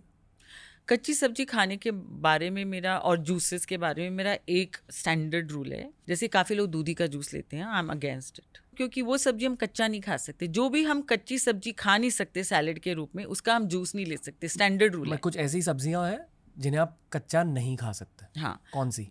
यही सब जो हम पका के खाते हैं वो सारी कच्ची सब्जी नहीं है. दूधी, पालक, मेरे ख्याल से पालक कच्चा थोड़ा थोड़ा खा सकते हैं, ऐसा कोई बात नहीं है. जैसे कि हम जो कच्ची सब्जी खा सकते हैं वो लिमिटेड ही है.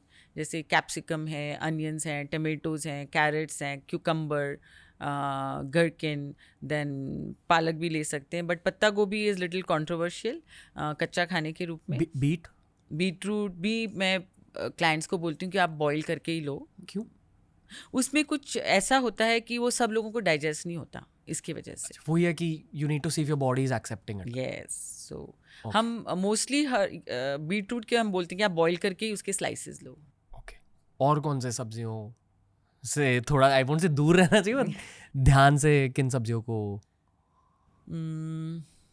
एक्चुअली हमारे बॉडी में जो हाइड्रोक्लोरिक एसिड होता है वो सब बैक्टीरियाज को मार देता है, तो ऐसी कोई प्रॉब्लम नहीं होती। बट ये सब सब्जियां आराम से हम कच्ची खा सकते हैं, ऐसी कोई बात नहीं। अगर सब्जियों को पकाया तो न्यूट्रिशन कम हो जाती है? काफ़ी इन्हांस होती है और काफ़ी कम होती है, ऐसा कुछ नहीं है। तो विटामिन सी एक ऐसा विटामिन है जो कि हम जैसे ही सब्जी को काटते हैं वो ऑक्सीडाइज होने लगता है हवा में। तो विटामिन सी के लिए हमको फ्रूट्स खाना चाहिए, तुरंत काटा और खा लिया, नो प्रॉब्लम।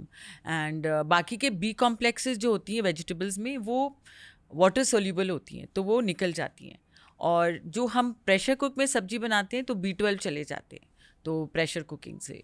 तो सब्जी को कैसे पकाना चाहिए? नॉर्मली जो हम खाते हैं कढ़ाई में? इनफैक्ट हाँ, जो कढ़ाई में, आयरन की कढ़ाई ले लें, जो भी, but not non stick. Non stick के मैं फेवर में नहीं हूँ। Okay, we'll address this also. Actually let's address it now. Non stick के बारे में बताइए, क्योंकि बहुत सारी मम्मीज एक्चुअली अगेंस्ट है नॉन स्टिक के आज के ज़माने में। क्यों? बिकॉज उसमें कुछ ऐसा कंपाउंड होता है जो कि आपके लिए ठीक नहीं होता। जब आप उसे गर्म कर देते हैं तो उससे वो कंपाउंड आपके फूड में चला जा सकता है। कार्सिनोजेनिक। नॉन स्टिक से दूर रहना चाहिए, ग्राउंड रूल। उसके बदले आयरन की जो हम सालों से यूज़ करते आ रहे हैं, आयरन की है, स्टील की कढ़ाई है, नो प्रॉब्लम। एल्यूमिनियम भी ख़राब होता है। ओके। पर मान लो अगर डोसे वोसे बनाने हैं तो वो कढ़ाई और आयरन सभी तो बन आयरन जाता पे, है? हाँ बहुत अच्छा बनता है। घर पे नॉन स्टिक लाना ही नहीं चाहिए। एग्जैक्टली। Ground rule. आजकल सिरेमिक वाले मिलते हैं, विच शुड बी ओके। और स्पून्स और ये सब भी जो नॉन स्टिक होते हैं उनसे भी दूर रहना चाहिए, उसमें कोई प्रॉब्लम नहीं है।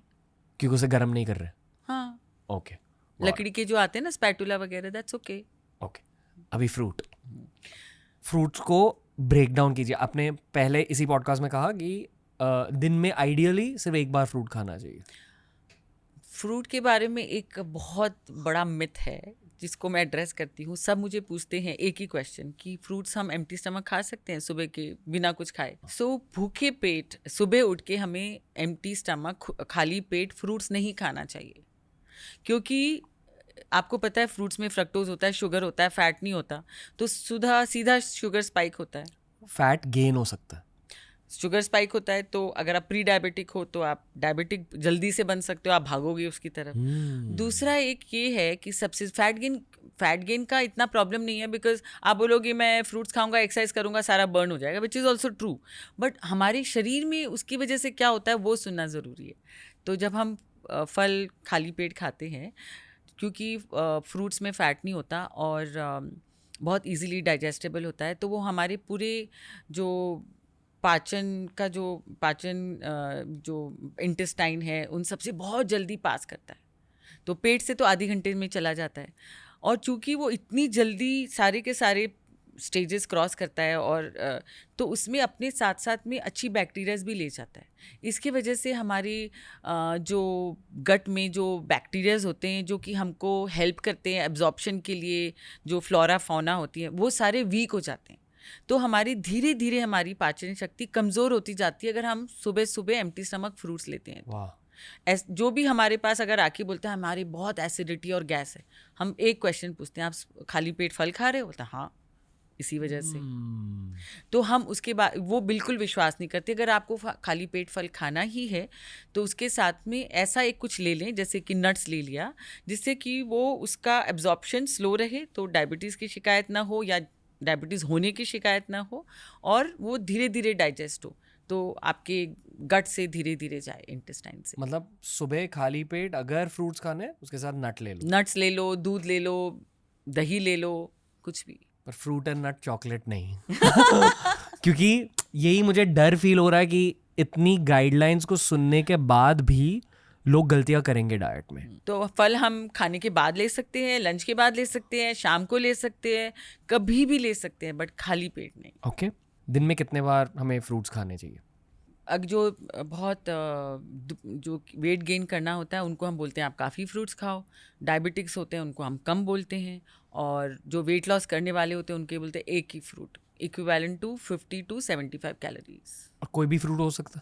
नॉन डायबिटिक्स के लिए कोई भी, और डायबिटिक्स के लिए खाली 10। बता सकता हूँ?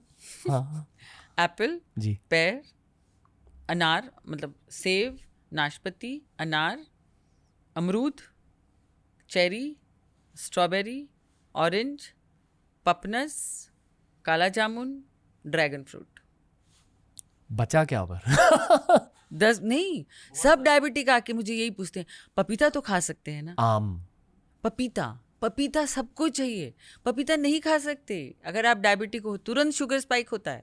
इन सारों में I am guessing low GI है हाँ, कंपेयर्ड। ये लो जीआई फ्रूट्स। ओके, और स्पेशली एप्पल और पेयर में सोल्यूबल फाइबर होता है जो कि अच्छा होता है। ओके। पर अगर खाली पेट फ्रूट खाना है तो या तो दूध, दही या नट्स के साथ खा लो, या that's fine. Okay, juicing, juicing के बारे में बताओ। और मैम ये भी बताओ कि ये टेट्रा पैक वर्सेस घर पे जूसिंग, इसमें क्या फ़र्क है? कोल्ड प्रेसिंग, ये सब क्या है? अभी जैसे हमारे पास कोई आता है, हम जूस उसी को देते हैं जो कि एथलीट्स होते हैं या बच्चे होते हैं जो कि बहुत फिजिकल एक्टिविटीज़ करते हैं, या हम देते हैं वेट गेन के लिए। हमारे 3 क्लियर स्फीयर्स हैं। उनको हम इसलिए देते हैं कि उनको कॉन्सेंट्रेटेड कैलोरीज हमको देना पड़ता है बच्चों को, स्पेशली प्रोटीन स्पेयरिंग इफेक्ट के लिए फॉर द ग्रोथ। अगर वो जूस नहीं लेंगे एक्सरसाइज के पहले या बाद में, तो उनका जो खाने में जो उन्होंने प्रोटीन खाया, दूध खाया, वो सब उनका यूज़ हो जाएगा एनर्जी के लिए instead of growth which is height and muscle growth. तो एक तो वो हो गया जूस में। बट उसमें हम जूस के बारे में हमारा स्टैंडर्ड थ्योरी यही रहता है कि अगर आप जूस निकालते हो तो तुरंत पी लो, और अगर आपको 4 घंटे बाद बच्चे को देना है तो प्लीज़ टेट्रा पैक दे दो। आई नो उसमें इतने गुण नहीं होते जितने कि फ्रेश में होते हैं, but something is better than nothing. इसमें हमारी ये थ्योरी होती है। But juicing itself is a problem, because उसमें जो फूड का जो कॉम्पोजिशन है वो चेंज हो जाता है, और उसमें जो फाइबर्स भी एक्चुअली बहुत कम हो जाते हैं, तुरंत अपटेक होता है शुगर का बॉडी में। तो जूस कम से कम लेना चाहिए सबको ही, unless they are athlete, unless they are children, unless they are on weight gain. Okay, tetra packs के बारे में कुछ भी कहना है आपको? टेट्रा मैंने बोला ना, इट्स ओके। सपोज अगर आपके पास फ्रेश जूस का पॉसिबिलिटी नहीं है तो आप टेट्रा पैक्स ले लें। बट फेयर टू से कि फैट लॉस के लिए ट्राई अवॉइडिंग जूस हम देते ही नहीं है। ओके, तो एक हो गया कार्ब्स, ये नहीं, हम फाइबर के बारे में बात करें तो फाइबर भी कट जाता है उसमें। तो आई थिंक लोग तब जूस और नींबू पानी पीते हैं जब वो एक शुगर की क्रेविंग होती है और उसके साथ वही वो ठंडक की फीलिंग चाहिए रहती है। बट आप देखो ना, नींबू पानी में होगा खाली 30-40 कैलोरी, बट उतना ही अगर आपने 1 ग्लास जूस लिया उसमें होगा 150 से 200 कैलोरी। तो आप you are better off with nimbu pani then juice. आप नींबू पानी पीते हो? कितनी चीनी डालते हो नींबू पानी में? अगर 200 ml वाटर है तो 2 teaspoon which is 40 calories. Okay, और आप कब पीते हो? गर्मी के दिनों में अगर कोकोनट वाटर नहीं मिला तो नींबू पानी ले लेती हूँ। बहुत एक्सरसाइज किया, बहुत स्वेटिंग किया, तब ले लेती हूँ थोड़ा नमक डाल के। Coconut water is the best option in all these? Not necessary, नींबू पानी इज़ ऑल्सो गुड। काफ़ी लोगों को गैस होती है कोकोनट वाटर से, और कोकोनट वाटर तुरंत खोल के तुरंत लेना चाहिए। कोकोनट वाटर से मोटापा बढ़ता है? उसमें first of all coconut water diabetics के लिए ठीक नहीं है, क्योंकि उससे glycemic index is higher, but उसमें प्रोटीन होता है। कोकोनट वाटर में? हाँ, 200 ml में 2.4 ग्राम्स प्रोटीन होता है, which is good, it's very healthy, and उसमें पोटेशियम होता है। तो जो भी डायूरेटिक मेडिसिन लेते हैं उनको कोकोनट वाटर हम ज़रूर देते हैं, बिकॉज उनका बैलेंस करने के लिए, उनके यूरिन से निकल जाता है। गर्मी के दिनों में स्टैंडर्ड है सबको कोकोनट वाटर दिया जाता है। हम बोलते हैं अगर आपको पॉसिबिलिटी तो आप ले लीजिए, इसमें बहुत गुण होते हैं कोकोनट वाटर में। आपको पता है ना, नारियल इज श्रीफल। वो हमारे रिलीजन, हिंदू रिलीजन में हर चीज़ में नारियल यूज़ होता है, तो उसमें बेनिफिट्स बहुत ज़्यादा होती हैं। प्रोटीन होता है, डाइजेशन को ठीक रखता है। अगर आपको गैस नहीं होती तो गर्मी के दिनों में तो रोज़ लेना ही चाहिए। ओके, अब हम कार्ब्स के बारे में बात करेंगे। अच्छा, फाइबर का एक चीज़ बता दूं? श्योर। तो सोल्यूबल फाइबर से कोलेस्ट्रॉल कम होता है, और जो नॉर्मल फाइबर जो हमको सब्जी से और काफ़ी ग्रेन से मिलता है उससे कोलेस्ट्रॉल कम नहीं होता। एक मिनट, 2 टाइप के फाइबर होते हैं, सॉल्युबल और इनसॉल्युबल। इनसॉल्युबल में कैलोरीज नहीं होती, वो हमारे शरीर से निकल जाता है, एंड सॉल्युबल फाइबर में से कोलेस्ट्रॉल कम होता है। सॉरी मैम, लोग जब फाइबर का नाम सुनते हैं they think of only fruits and vegetables. तो उस पर्सपेक्टिव से समझाइए सॉल्युबल और इनसॉल्युबल में फ़र्क क्या है, और बॉडी में क्या इफ़ेक्ट्स होते हैं उनके? तो हमारे पास काफ़ी ये भी लोग बोलते हैं कि हम रोटी वगैरह नहीं खाएंगे क्योंकि हम सब्जी खा रहे हैं तो हमको बहुत फाइबर मिल रहा है।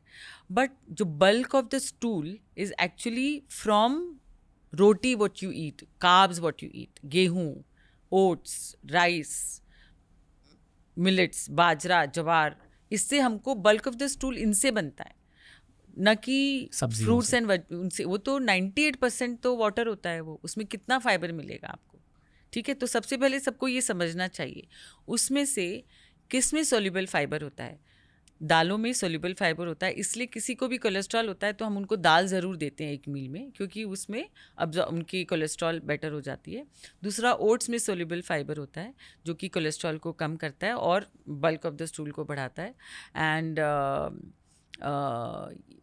पल्सेस हो गए, ये हो गए, एंड फ्रूट्स में एप्पल एंड पेयर में सोल्यूबल फाइबर्स होते हैं, तो दीज आर वेरी गुड। कितना खाना चाहिए, मतलब अमाउंट्स क्या होने चाहिए दोनों के, इनसॉल्युबल वर्सेस सॉल्युबल? सब्जी के बारे में हम सब कहते हैं कि मिनिमम इतना तो हमको पकी हुई सब्जी लंच में लेनी चाहिए, इतनी हमको डिनर में लेनी चाहिए। Okay. बोल 200 to 300 ml जी। Cooked vegetable with spices. Spices के बहुत फ़ायदे होते हैं, कभी स्पाइसेस गिव अप ना करें।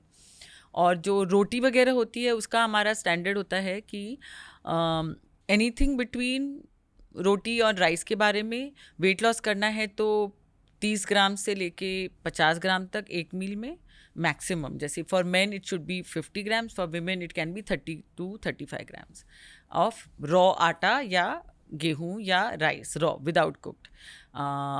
सब्जी का मैंने बता दिया। और दाल होती है, it should be around the same quantity as roti और राइस।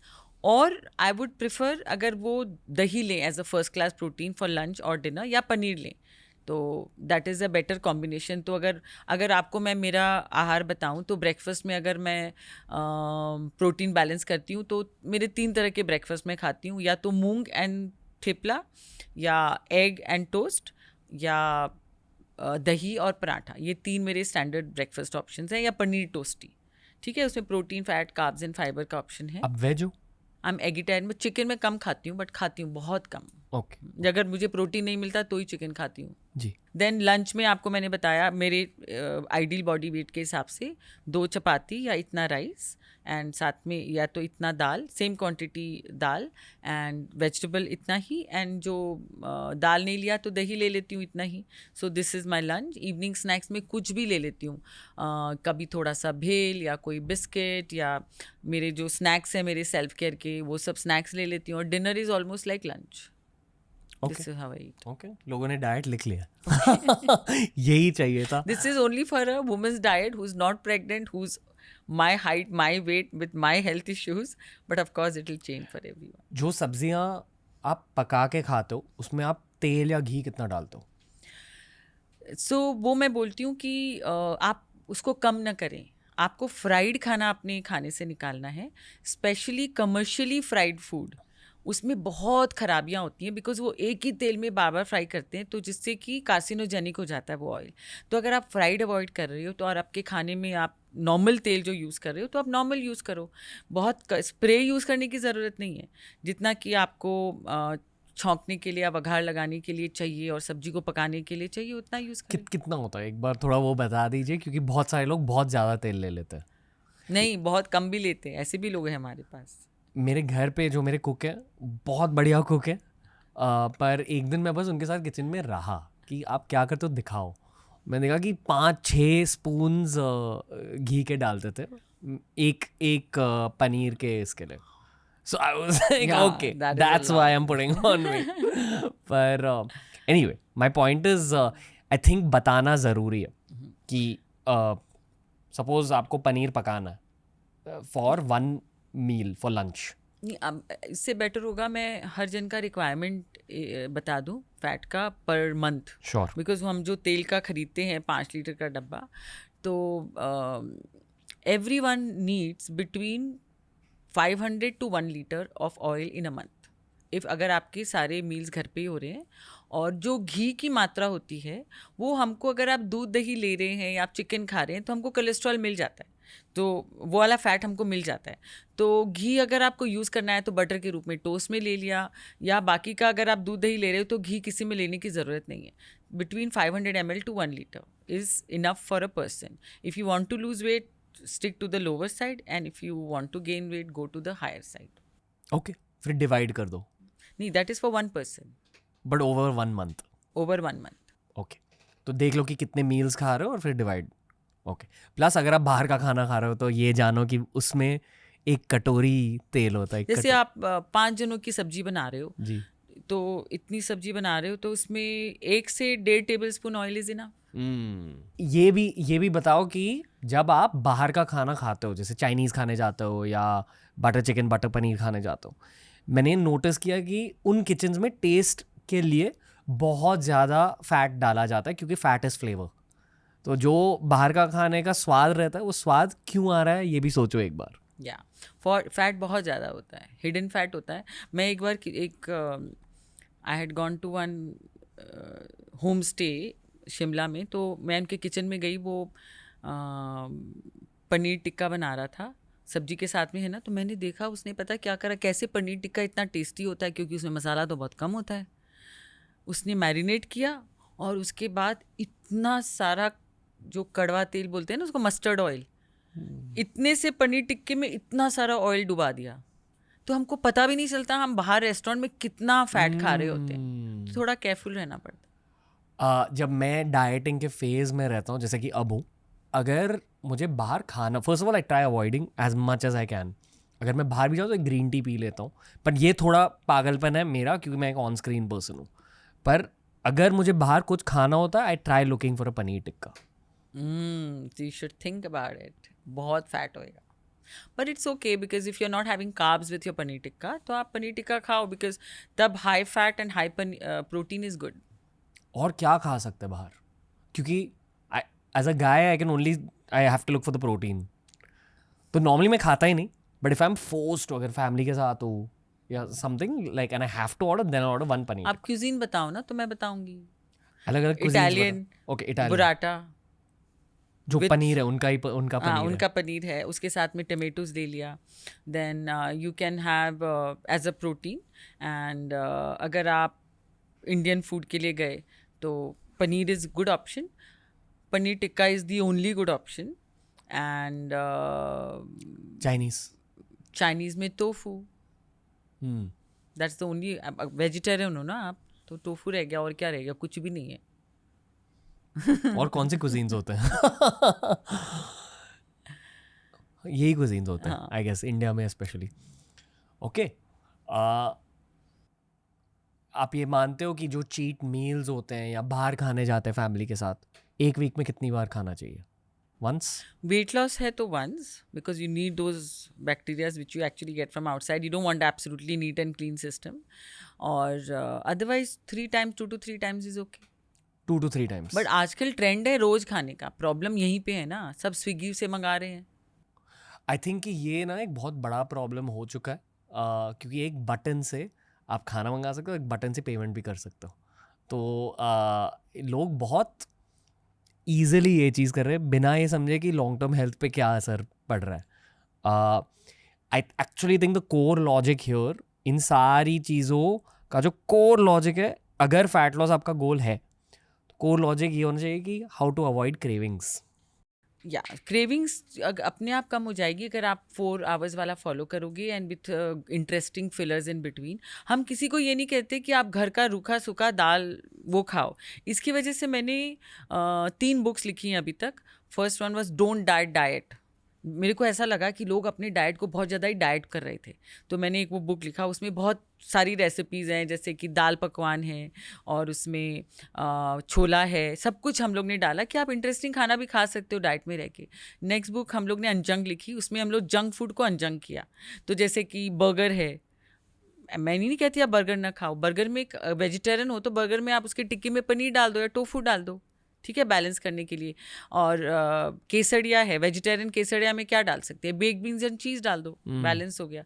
इसी, और सेवपुरी है, तो हम लोग ने सेवपुरी की भी रेसिपी दी. उसमें आप दही एंड मूंग डाल के ककड़ी पे डाल के ले लो. इसी तरह से हम लोगों ने बहुत इनोवेटिव रूप में वो किताब लिखी थी, और वो बहुत यूज़ आती है.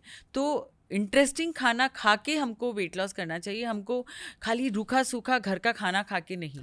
तो यही हमारा थीम रहता है. ग्राउंड रूल ये है कि अगर फैट लॉस आपका गोल है तो हफ्ते में एक बार बाहर का खाना खाना चाहिए. पर अगर वो क्रेविंग आई उन बाकी 6 दिनों में, अनजंग यूज़ करें ना बुक. ओके, यही लॉजिक है नहीं, आई मीन आप घर पे ही इंटरेस्टिंग खाना बना सकते हो। इतनी सारी रेसिपी ऑनलाइन मिलती है, आप कुछ भी टाइप करो यूट्यूब में, यू गेट द रेसिपी। आप खाली protein, fat, carbs and fibre का बैलेंस करके, जैसे आपको पाव भाजी खानी है, आप कैसे खाओगे पाव भाजी? कार्ब्स है और कार्ब्स है, उसके साथ में दही ले लो, सिंपल है, राइट? इस तरह से बैलेंस करना चाहिए हमें। Idli sambar is a very well balanced meal जो कि आप मंगा के खा सकते हो। मेरा एक बहुत कठोर लॉजिक है यहाँ। कठोर लॉजिक ये है कि 2 हफ्तों के लिए ना कोई भी डाइटिंग फेज मुश्किल रहता है और तीसरे हफ्ते तक आसान हो जाता है। एटलीस्ट ये मैंने मेरी खुद की मेंटालिटी से ये हमेशा नोटिस किया कि 2 हफ्तों के लिए बहुत क्रेविंग्स होती है, बाहर का खाने का मूड रहता है, ऑर्डर करने का मूड रहता है, but somehow beat those 2 weeks. फिर 3rd वीक तक ईटिंग क्लीन बिकम्स ईजी। पर ये मैं ऐसे कह रहा हूँ क्योंकि मेरे डाइट बहुत हार्ड डाइट फॉलो हाँ। करते हो। पर मैं साल भर डाइट नहीं फॉलो करता। अगर कोई शूट है या कोई मोटिवेशन रहनी चाहिए जिसकी वजह से हाँ, कोई शादी के लिए करता है, मतलब शादी में जाने के लिए, कोई कपड़े पहनने के लिए, या कोई शूट के लिए, या कोई पिक्चर के लिए, या कोई मॉडलिंग के लिए, या आई थिंक खुद को ना कहने में थोड़ी ताकत होती है। Steel in your brain. हाँ, वो विल पावर बहुत ज़्यादा बढ़ता है और यही लोग मुश्किल फाइंड करते हैं। और मेरा एक और लॉजिक है कि मैं घर पे कोई भी प्रोसेस चीज़ नहीं लाता फ्रिज में और कहीं भी। There is nothing in a packet. I think ये बहुत अच्छा कहा आपने। मैं भी मेरे क्लाइंट्स को यही कहती हूँ कि आप घर में अगर फ्रेश पकाने की सहूलियत है तो आप फ्रेश पकाएं। नूडल्स भी खाना है तो इंस्टेंट नूडल्स की जगह आप नूडल्स मंगा के उसको बॉईल करके यूज़ करें। और जो भी फरसान है, जो फ्राइड है, उसको घर पे ना बुलाएं। और जितना फ्रेश यूज़ करेंगे उतना सबसे अच्छा होगा। मैं भी कुछ पैकेट्स का तो मैं बहुत कम ही खाती हूँ। ओके, आई फील ये कार्ब्स का एंगल बहुत ज़्यादा ज़रूरी है क्योंकि आजकल लोग जानने लगे हैं कि शुगर को कैसे हैंडल करना चाहिए, कोल्ड ड्रिंक से दूर रहना चाहिए वगैरह, पर कार्ब्स को समझ नहीं पाए। जो मैंने कहा कि मैं प्रोसेस खाना नहीं लाता घर पे, उसका भी रीज़न यही है कि ज़्यादा मैदा होता है अक्सर प्रोसेस खाने में। जो स्नैक्स हम बाज़ार से ख़रीदते हैं या जो चीज़ें पैकेट से निकलते हैं या इंस्टेंट नूडल्स, बहुत ज़्यादा मैदा होता है। अगर आपने लोग से कहा कि मैदे को अवॉइड करो, वो समझ लेते हैं, पर थोड़ा सा कार्ब्स का लॉजिक समझना भी ज़रूरी है मेरे अकॉर्डिंग। मेरा पहला सवाल आपके लिए ये है कि जितने भी क्लाइंट्स आपके पास आते हैं, क्या वो कार्बोहाइड्रेट्स को अच्छे से समझते हैं या नहीं? और उस आपके वो 4 मील्स के चार्ट में आप कैसे समझाते हो कार्बोहाइड्रेट्स को?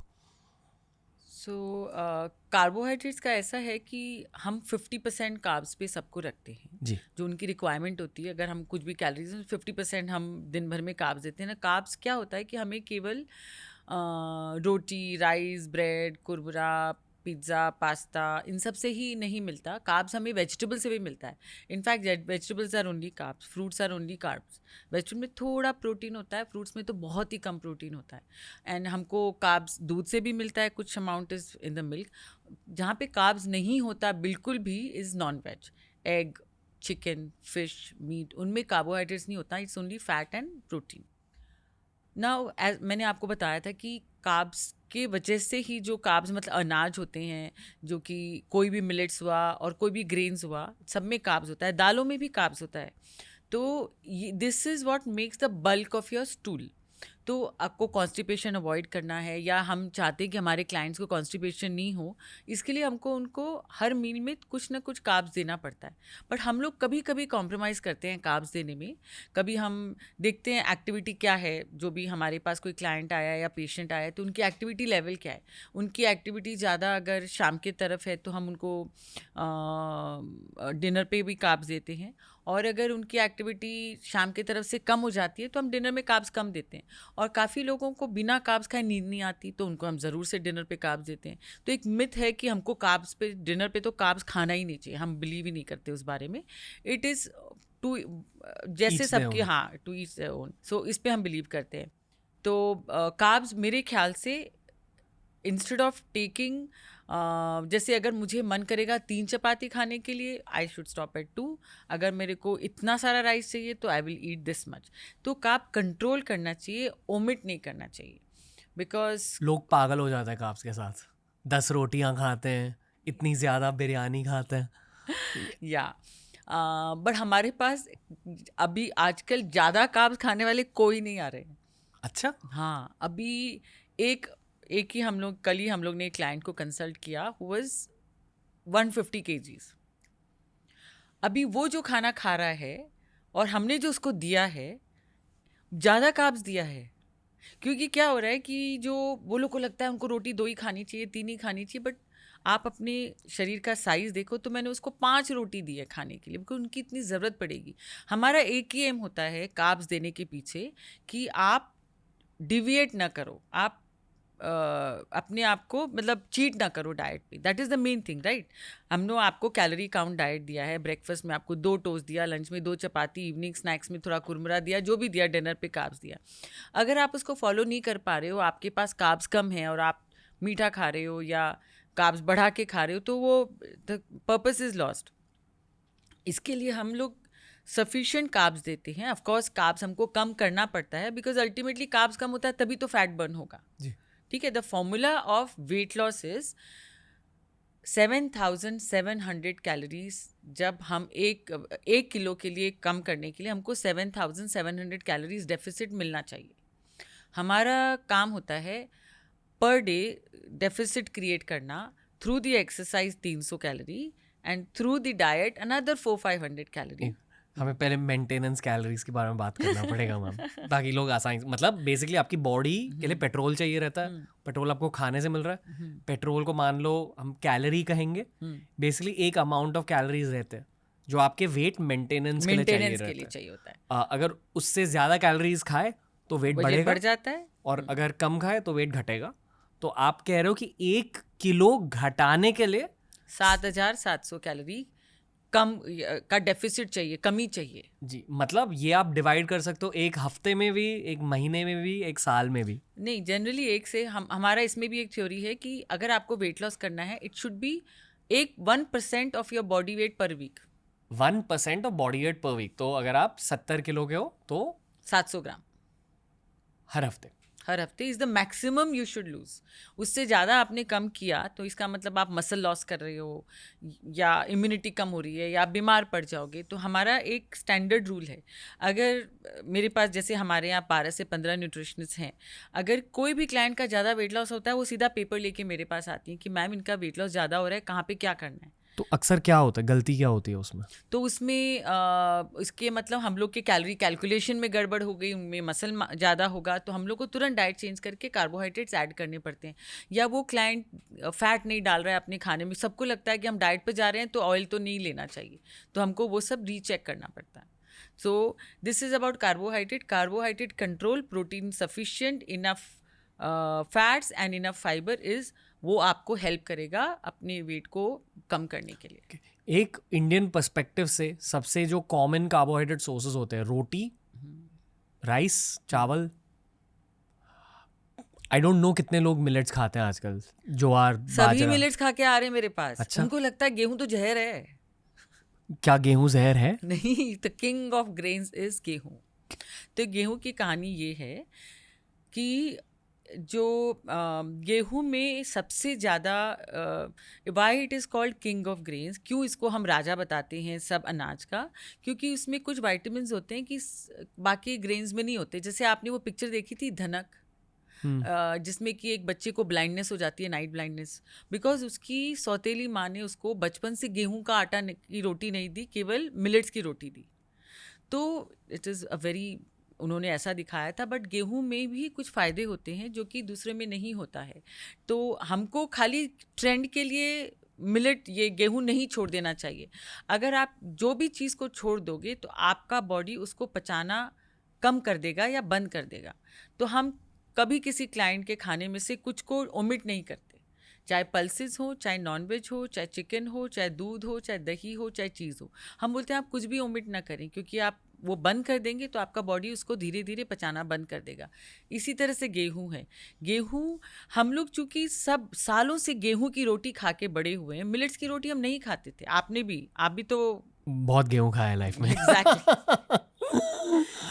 सो अगर आप उसको खाना बंद कर दोगे तो ग्लूटेन इंटॉलरेंस हो जाएगा या उसमें आप नहीं इतने अच्छे से पचा पाओगे, ब्लोटिंग हो जाएगी।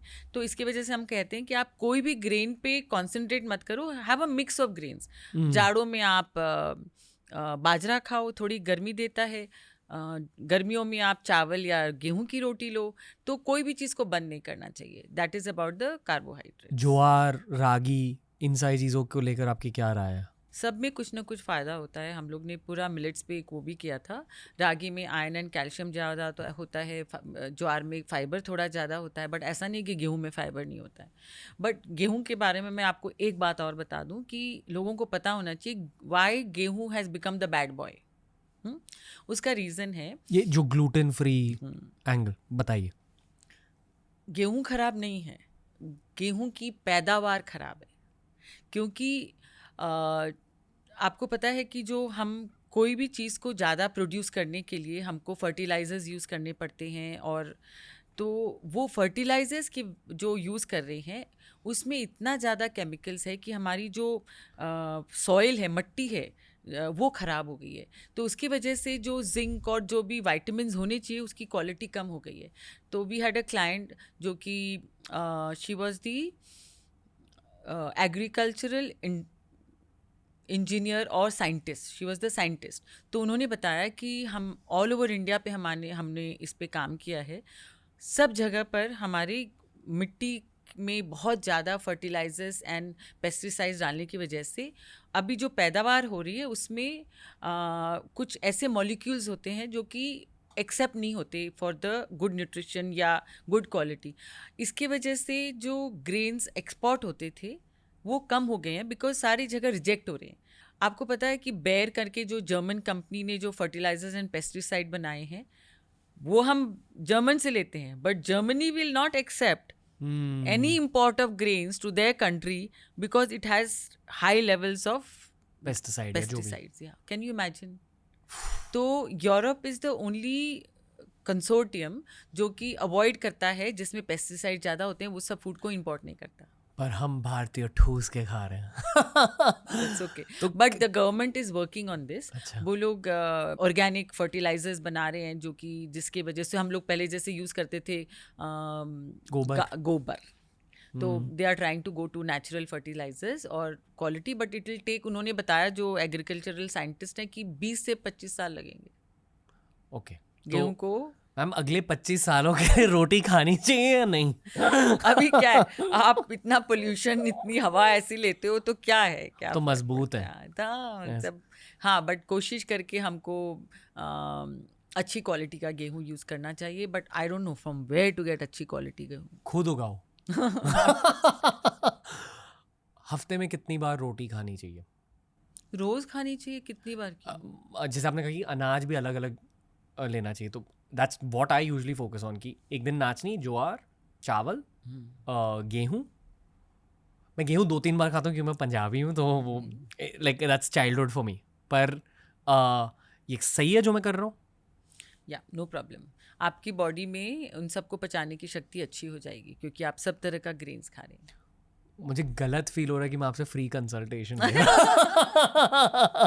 Always welcome. आप इतना अच्छा कर रहे हो सबके लिए, तो ये तो बहुत कम रूप में आपको मैं कुछ दे पा रही हूँ। वैसे आज तो ये मोस्टली विमेन्स ओरिएंटेड कॉन्वर्सेशन है, but maybe at some point actually free consultation लूंगा for a men's special episode, क्योंकि आई फील कि कुछ तो न्यूआंसेस होंगे। Of course, we have many male actors who have come to us, very very well known, and they have truly benefited. Okay. बहुत सवाल है उस टॉपिक को लेकर और वो नहीं पूछूंगा क्योंकि आज लोगों को डाइट के बारे में जानना है। तो ground rule of carbohydrates is गेहूं इज ओके टू हैव, और अनाज बदलते रहो। बदलना आपकी मर्जी पर है। मैं इसमें वापस से मेरा एक ही डायलॉग होता है कि खाओ मन पसंद। अगर आपको गेहूं पसंद है तो आप खाइए, मैं मना नहीं करने वाली। आपको बाजरा पसंद है तो वो खाइए। कोई महाराष्ट्र आता है वो ज्वार भाखरी खाता है, आई सेड गो अहेड।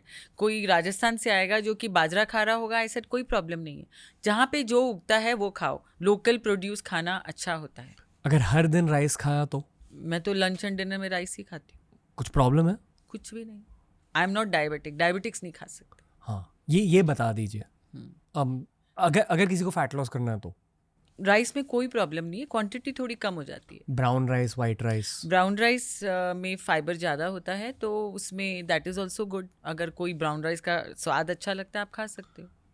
पर फर्क होता है ब्राउन राइस वाइट राइस में? Low GI index. तो अगर फैट लॉस करना है brown rice is preferred? No, not necessary. तो फिर जो आपको मन है वो खाएं। हम लोग किसी भी bread, white bread brown bread insist नहीं करते, white rice brown rice insist नहीं करते। आपको जो मन है खाओ। तो फिर कार्बोहाइड्रेट्स में बुराई क्या होती क्वांटिटी है? ना, उसमें एक्चुअली कैलोरी तो उतना ही होता है। मैदे को लेकर आपकी क्या राय है? मैदा में फाइबर नहीं होता, तो वो हम प्रेफर नहीं करते देने के लिए। बट अगर कोई आता है हमारे पास, वो बोलता है कि हमको तो वाइट ब्रेड ही खाना है, हम ब्राउन ब्रेड नहीं खाना चाहते, आई सेड गो हेड। क्योंकि आपको एक बहुत अच्छी इंटरेस्टिंग बात बताती हूँ brown bread and white bread के बारे में। आपने कभी थिनली स्लाइस्ड ब्राउन ब्रेड देखा है? Thinly sliced white bread? तो अगर आप 2 टोस्ट खाते हो, अगर आप वाइट टोस्ट खाओगे, उसके जगह आपने उसको चेंज करके होल व्हीट ब्रेड कर दिया, तो आपको पता है आप ऑलमोस्ट डबल या at least half times more calories खा रहे हो। फर्स्टली कैलोरीज ज़्यादा होती हैं होल व्हीट ब्रेड में। सेकेंडली उसमें केमिकल्स, ये जो प्रेजर्वेटिव ज़्यादा होते हैं, बिकॉज होल व्हीट ब्रेड में जो गेहूं का कर्नल जो बोलते हैं सीड होता है, और उसकी वजह से उसकी मतलब वो जल्दी ख़राब हो जाता है। तो उसको स्टेबलाइज करने के लिए उसमें ज़्यादा स्टेबलाइजिंग एजेंट डालने पड़ते हैं। तो आपको पता है कि होल व्हीट ब्रेड में ज़्यादा वो सब होते हैं जो कि वाइट ब्रेड में नहीं होते, विच इज़ नेचुरली उसमें ज़रूरत ही नहीं होती स्टेबलाइजिंग डालने की, क्योंकि उसमें वो व्हीट का कर्नल नहीं होता। Second point. थर्ड पॉइंट, आपको पता है कि होल व्हीट ब्रेड में उनको ग्लूटेन का पाउडर डालना पड़ता है टू हैव द, हाँ, कि उसकी स्पॉन्जीनेस के लिए, जो कि मैदे की ब्रेड में नहीं होता। तो actually you are taking more gluten as a powder in whole wheat bread than you are taking for white bread. तो एक तो हो गया कैलोरीज भी ज़्यादा, दूसरा हो गया केमिकल्स भी ज़्यादा, तीसरा उसमें शुगर भी ज़्यादा होता है, क्योंकि नेचुरली इतना मीठा नहीं होता मैदे की वजह से, तो आप में शुगर भी ज़्यादा होता है, और तीसरा पैसे भी ज़्यादा होते हैं, और चौथा फोर्थ या फिफ्थ वॉट एवर पॉइंट, आप अगर आपके घर में अगर स्टाफ है और आपने अगर ब्राउन ब्रेड मंगाया है, वो अपने लिए वाइट ब्रेड ही मंगाएगा, वो ब्राउन ब्रेड नहीं खाएगा या होल व्हीट ब्रेड नहीं खाएगा। तो आपको 4 दिन का पुराना होल व्हीट ब्रेड खिलाते रहेगा, और वाइट ब्रेड आपका रोज़ वो नया मंगाएगा, क्योंकि वो ख़त्म हो जाएगा। तो मैं सबको ये कहती हूँ कि इसमें वाइट ब्रेड और ब्राउन ब्रेड में इतना फ़र्क नहीं पड़ता, क्योंकि फाइबर जो है जिसके लिए होल व्हीट ब्रेड खा रहे हो, it is equivalent to maybe 2 slices of apple. वो तो आप 2 slice एप्पल खा लो, वो फाइबर के लिए। तो ब्रेड को लेकर आई डोंट नो, मैं ये बात शायद मैं कल्चरली भी कह रहा हूँ, क्योंकि आई डोंट थिंक पंजाबीज में ब्रेड इतना खाया जाता है, इट्स मोस्टली लाइक रोटीज। पर मैं ब्रेड से दूर रहता हूँ क्योंकि वो पैकेट से निकल के आ रहा है, so I just don't trust the packet. I agree. तो जैसे सावरडो है, दैट इज उसमें इसके बारे में बात करना है, क्योंकि शहरों में आजकल सावरडो बहुत लोग खाने लगे और बहुत टेस्टी रहता है। इतना टेस्टी क्यों है वो? वेल बिकॉज उसमें यीस्ट नहीं होता, और वो नेचुरल रूप से फर्मेंट किया जाता है, तो बहुत अच्छा होता है सावरडो। उसमें यीस्ट के कुछ खुद के अपने प्रॉब्लम्स होते हैं।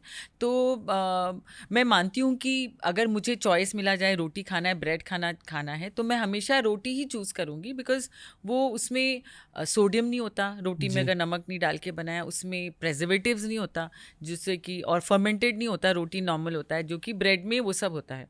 तो हमेशा ब्रेड वर्सेस रोटी में रोटी, ब्रेड वर्सेस सावरडो में sourdough. Okay, that's all. Sourdough ठीक है। कितना सावरडो खा सकते हैं? वही 2 ही छोटा स्लाइस। बेसिकली कार्ब्स को लेकर मोस्टली ध्यान में ये रखना चाहिए कि क्वांटिटी हल्के से कम होनी चाहिए।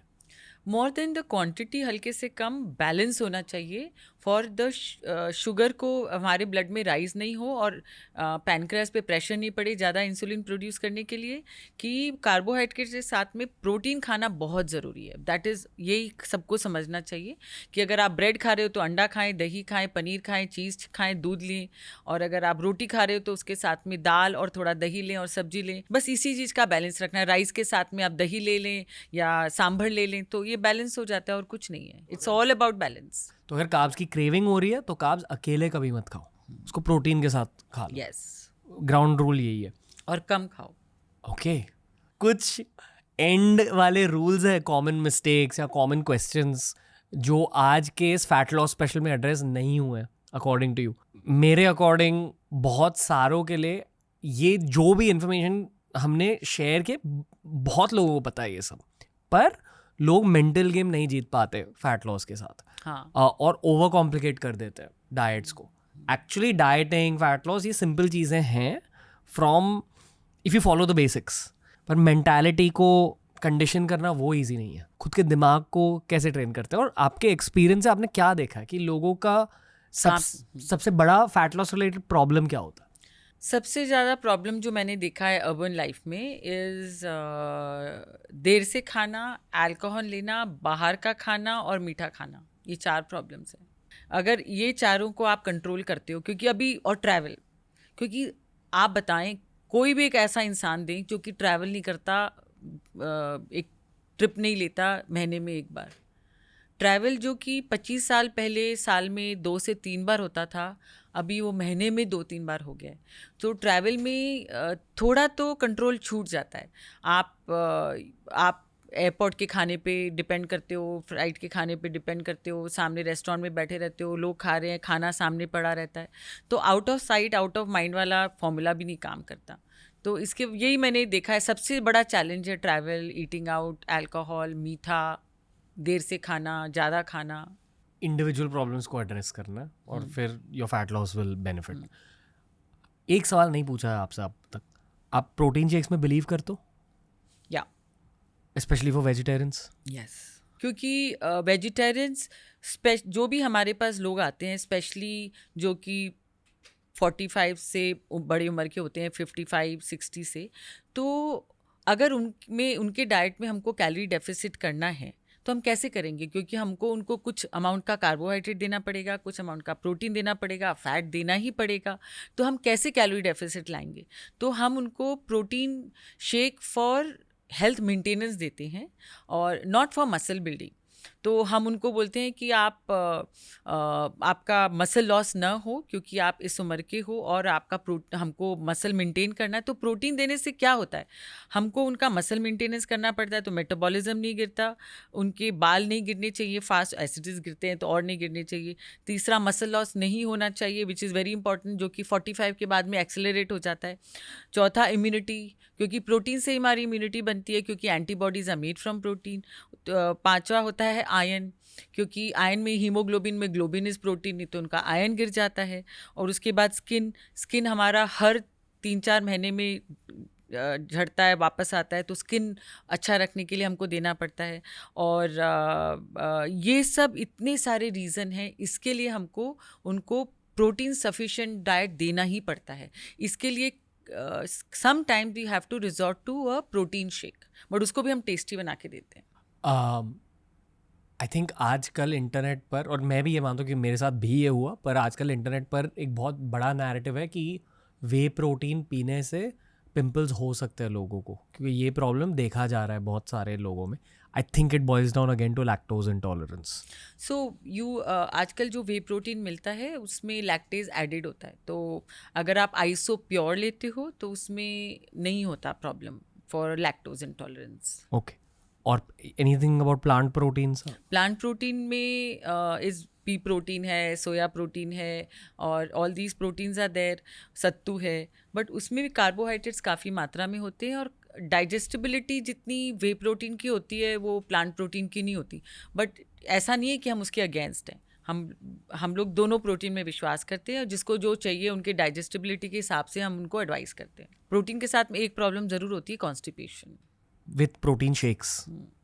और अगर काफ़ी लोग को पिंपल क्यों होता है, क्योंकि वो प्रोटीन दूध में डाल के लेते हैं। तो आप दूध में डाल के ना लें, आमंड मिल्क में डाल के भी ले सकते हैं, बादाम के दूध में, जिससे कि उनको पिंपल्स नहीं होगा। तब एंड में मैं बस ये कहना चाहूँगा कि पानी भी पीना चाहिए। That's something people ignore a lot.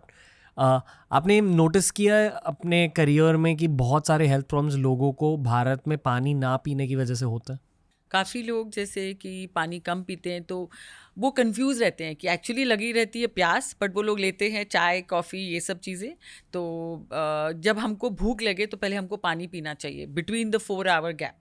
अगर आपको भूख लग रही है, पहले 2 गिलास पानी पी लीजिए ना। दिन में कितना पानी पीना चाहिए? डिपेंडिंग ऑन, अगर आप बहुत हाई ह्यूमिडिटी एरिया में हो जैसे कि बॉम्बे एक्सेट्रा तो मिनिमम 2, और बहुत ड्राई एरिया में हो तो 3 लीटर्स इज़ गुड. एंड पानी बहुत ज़रूरी है, but excess water is also very bad for you. Excess कितना होता है? 2.5-3 लीटर से ज़्यादा बहुत आप एक्सेस पूरे दिन टॉयलेट जा रहे हो, वो एक्सेस हो गया. और किडनी पे प्रेशर होता है ना. आप ज़्यादा पानी पीते हो तो किडनी को तो फ्लैश आउट करना पड़ता है, तो किडनी पे अननेसेसरी प्रेशर होता है. ऑल्सो वाटर इनटेक इस पे भी डिपेंड करता है. अगर आप एथलीट हो, आप कितना बर्न कर रहे हो, कितनी पसीने आ रहे हैं, इन सब काफ़ी फैक्टर्स पे डिपेंड करता है. फैट लॉस को लेकर हमने कोई पॉइंट मिस आउट कर दिया कि बहुत कॉम्प्रिहेंसिव एपिसोड है. या नहीं, अगर आप इसको सम अप कर दो कि that will be very good. Okay, तो पहले दिन में 4 मील होने चाहिए. गुड. प्रोटीन पर फोकस होना चाहिए उन मील्स में, और कार्ब्स होने चाहिए, फाइबर होना चाहिए. फिर अगर बीच में भूख लगी तो आइडियली पानी पीना चाहिए, कोकोनट वाटर पीना चाहिए. अगर ज़्यादा भूख लगी तो चाय या कॉफ़ी ले लो. फिर आपको दूर रहना चाहिए अल्कोहल से, स्किपिंग मील से, एक्सेस अमेरिकन या यूरोपियन डिज़र्ट से. ईट अल्पाहार. हाँ, कि पेट पूरा भरना नहीं चाहिए. 80% पोर्शन कंट्रोल पे ध्यान रखना चाहिए. एक्सरसाइज पे डेफिनेटली ध्यान देना चाहिए, क्योंकि अगर सिर्फ वेट लॉस हुआ तो उसका मतलब ये भी कि मसल लॉस होगा उसके साथ, और मसल लॉस प्रिवेंट करना है. अगर इस पूरे फैट लॉस की जर्नी को क्वांटिफाई करना है तो not more than 1% of body weight of weight loss per week. Yes.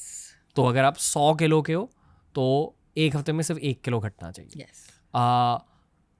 और क्या बचा? पानी भर भर के पीना चाहिए, 2-3 लीटर. 3 लीटर अगर आप ड्राई एनवायरनमेंट में हो, और 2 लीटर अगर आप ह्यूमिड एनवायरनमेंट में हो.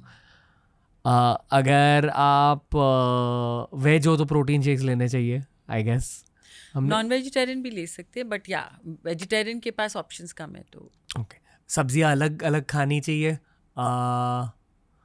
बाहर का खाना, अगर आप फैट लॉस पर फोकस कर रहे हो तो हफ्ते में सिर्फ 1 बार, जितना हो, ये मेरा पॉइंट, जितना हो सके थोड़े दिमाग को ट्रेन कर लो. सिड वॉरियर डॉक्टर साहब के साथ एपिसोड देखा था, उसमें बात हुई थी न्यूरोप्लास्टिसिटी के बारे में, कि आप अपने दिमाग का पैटर्न बदल सकते हो पूरी तरह से, कि आप किस नज़रिए से दुनिया को देखते हो, किस नज़रिए से जीते हो, और किस नज़रिए से खुद को देखते हो. ये बदल सकता है वक्त के साथ और ज़िंदगी के साथ. तो मैं ये मानता हूँ, ये एक बहुत कठोर लॉजिक है, बट खुद के साथ थोड़ा हार्श होना ज़रूरी है, हल्के से, नॉट टू मच. पर अगर ज़्यादा क्रेविंग हो रही है, फाइंड एन ऑल्टरनेटिव. मैं तो ये मानता हूँ कि बीट द क्रेविंग्स. मत खाओ, क्यों खाना. हाँ. मैंने एक ज़माने में ना वो एप्स डिलीट भी कर दिए थे फ़ोन से. अच्छा, वो ऑर्डरिंग वाले. हाँ. क्योंकि it's like it was coming in the way of my. नहीं, it's an addiction, 100% addiction. dopamine काफ़ी लोग मंगाते हैं. चिचिंग सुनते हो, आपको पता था कि खाना भी आएगा. तो एक्चुअली एडिक्शन बहुत ज़्यादा स्ट्रॉन्ग हो रही है उस वजह से, because the dopamine is mixed with oral dopamine. और आई बिलीव कि घर पे प्रोसेस्ड खाना जितना कम ला सके उतना कम लाइए. यस. Anything else ma'am? नहीं, I think it was all good. Okay.